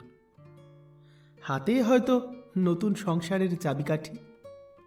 মৃন্ময়ী পা রাখল তার নতুন জীবনে, সঙ্গী সায়ন। কিন্তু যখন প্রথমবার মৃন্ময়ী সায়নের হাতটা ধরল, মৃন্ময়ীর ভিতর থেকে যেন একটা শিহরণ জাগল। কেন বারবার মৃন্ময়ীর চোখের পাতায় ভেসে উঠছে মণ্ডপের স্তম্ভের পাশে দাঁড়িয়ে থাকা সেই লাল হয়ে যাওয়া একজোড়া চোখ? সম্পর্কের এই গোলক ধাঁধায় কে জিতবে? সায়নের সঙ্গে সদ্য তৈরি হওয়া একটা নতুন সম্পর্ক, নাকি মাঝপথে থমকে যাওয়া এক অসমাপ্ত ভালোবাসা? সেটা জানতে গেলে অবশ্যই আপনাদের কান পাততে হবে ভালোবাসার মরশুমে আগামী মঙ্গলবার ঠিক একই টাইমে দুপুর 3:30। হ্যাঁ, আপনাদের মান অভিমান হতেই পারে যে কেন এখনই শেষ করে দিচ্ছি গল্পটা, কিন্তু দেখুন কতক্ষণ ধরে একটা দীর্ঘ গল্প চলছে। এরপর তো অন্যান্য কাজেও মন দিতে হবে নাকি? তাই একটু বিরতি থাক না। আমাদের কাজ আপাতত আজ এটুকুতে শেষ করি। এবার কিন্তু আপনাদের দায়িত্ব। এই গল্পে প্রচুর প্রচুর লাইক করতে হবে যদি ভালো লাগে, আর তার সঙ্গে অবশ্যই কমেন্ট করে জানাতে হবে কেমন লাগলো আজকের পর্ব। যদি আপনি আমাদের চ্যানেলের নতুন বন্ধু হন, তাহলে অবশ্যই অনুরোধ থাকবে আমাদের চ্যানেলটাকে সাবস্ক্রাইব করে যাওয়ার জন্য আর নোটিফিকেশন পাওয়ার জন্য বেল আইকনটা প্রেস করতে। আর হ্যাঁ, আপনার জন্য অর্থাৎ নতুন বন্ধুর জন্য জানিয়ে রাখি, আমরা এই চ্যানেলে প্রতি মঙ্গলবার দুপুর 3:30 এবং প্রতি শুক্রবার রাত্রি 8টায় একটা করে নতুন ভালোবাসার গল্প নিয়ে হাজির হই। ও হ্যাঁ, আমাদের আরও একটা চ্যানেল রয়েছে, পুরনো বন্ধুরা তো জানেনই, নতুনরা হয়তো জানেন না, তাই তাদের জন্য আরেকবার বলে রাখি, আমাদের আরও একটা নতুন গল্পের চ্যানেল ভূত চর্চা, যেখানে আমরা ভূতের গল্প, রহস্য, রোমাঞ্চ কিংবা গোটা পৃথিবীতে ঘটে যাওয়া শিহরণ জাগানো সত্যি ঘটনা অবলম্বনে নানান রকম গল্প নিয়ে সেখানে হাজির হই। তবে সময়টা কিন্তু শনিবার রাত্রি 10:30। যদি সেই চ্যানেলটা আপনারা সাবস্ক্রাইব না করে রাখেন তাহলে তার লিংক দেওয়া রইল এই গল্পের ডেসক্রিপশন বক্সে। আর আমাদের সঙ্গে যদি সরাসরি কথা বলতে হয় তাহলে অবশ্যই ফলো করে রাখুন ভালোবাসা আনলিমিটেড অথবা ভালোবাসার মরশুম ফেসবুক পেজ এবং ইনস্টাগ্রাম আইডি। সব কটার লিঙ্ক আমি দিয়ে রাখলাম এই গল্পের ডেসক্রিপশন বক্সে। তাহলে আজ এ পর্যন্তই। কথা হচ্ছে আগামী শুক্রবার রাত্রি ঠিক 8টায়। তার আগে 25শে ডিসেম্বর। ওহো, বড়দিন, ঠিক ঠিক। বড়দিনে কিন্তু একটা বড় সারপ্রাইজ থাকছে আমাদের শ্রোতা বন্ধুদের জন্য। তুই তো ভুলেই যাচ্ছিলি। ঠিক ঠিক ঠিক, ভাগ্যিস মনে করালি। আচ্ছা, ভালো কথা। বড়দিনে যদি আমরা তোমাদের সঙ্গে একটু Q&A আড্ডা দিই কেমন হয়? দারুণ হয়। দারুণ হয় তো? ঠিক আছে, তাহলে আমি আজকেই করে দিই একটা পোস্ট। আজকে আমি তোমাদের জন্য একটা পোস্ট করে দেব। সেই পোস্টের নিচে তোমরা লিখে ফেলো তোমাদের মনের যাবতীয় প্রশ্ন রয়েছে আমাদের ঘিরে। সেই সব প্রশ্নের উত্তর দেব আমরা 25শে ডিসেম্বর। সময়টা না হয় আর একটু পরে জানাচ্ছি, কিন্তু ওই দিন আমরা অডিও লাইভে আসছি শুধুমাত্র তোমাদের সঙ্গে বকবক করব বলে। যাই হোক, এবার সময় হয়ে গেছে। গত পর্বে যে 10 জন সঠিক উত্তরদাতা সঠিক উত্তর দিয়েছিলেন তাদের নাম ঘোষণায়। তারা হলেন অসীম, পিয়ালি খাটিয়াল দাস, ঝর্ণা খাতুন, বুম্বা মণ্ডল, শুভঙ্কর মহিষ, হারাধন শাসমল, সৌমেন পাত্র, মনিকা নন্দী, মনিকা বিশ্বাস, সাগরিকা মণ্ডল, মিন্টু বেরা, শুভম, আশিস মান্না, তনুশ্রী বাগ, অরুণিমা সেন, সুতপা, সঙ্গীতা বেজ, সঞ্চিতা বেরা, তনুশ্রী দাস, স্নেহা মাঝি, সৃজা মুখার্জি সহ অনেকেই। এবার চলে আসি আজকের পর্বের প্রশ্নে। আজকের প্রশ্ন হলো, মৃন্ময়ীর প্রিয় বন্ধুর নাম কি? যদি গল্পটা মন দিয়ে শোনা হয়ে থাকে তাহলে এই প্রশ্নটা কিন্তু খুব সহজ। তাই চটপট আর দেরি না করে টপ করে উত্তর দিয়ে দিন কমেন্ট বক্সে। কথা দিচ্ছি, আগামী পর্বে প্রতি পর্বের মতো প্রথম 10 জন সঠিক উত্তরদাতার নাম ঘোষণা করব আমি। আর হ্যাঁ, এই গল্পের প্রথম 20টা কমেন্টে কিন্তু আমি ভয়েস রিপ্লাইও দেব। তাহলে আজ চলি। আপনারা সকলে বড়দিন খুব মজা করে কাটান, ভালো থাকুন, ভালোবাসার মরশুমের সঙ্গে থাকুন, আর ভূত চর্চাকেও সঙ্গে রাখুন। কেক খাওয়া? কেক খাওয়াবো কেন? বড়দিন না? বড়দিনে তুই আমায় কেক খাওয়া? তুই তো ভালো রান্না বান্না পারিস, একটা কেক করে খাওয়া। আচ্ছা, বেক কর একটু। দাঁড়া তাহলে একটা নতুন চ্যানেল করে সেটাকে বেক করে দেখাই। বোর হয়ে গেছে, 1 ঘন্টা 45 মিনিট পেরিয়ে গেছে। ও বাবা, ঠিক আছে চল তাহলে। আবার শুক্রবারের গল্প লিখতে হবে, দেখা যাক কি লেখা যায়। তুই কেকটা কিনে আন। আচ্ছা ঠিক আছে, চল।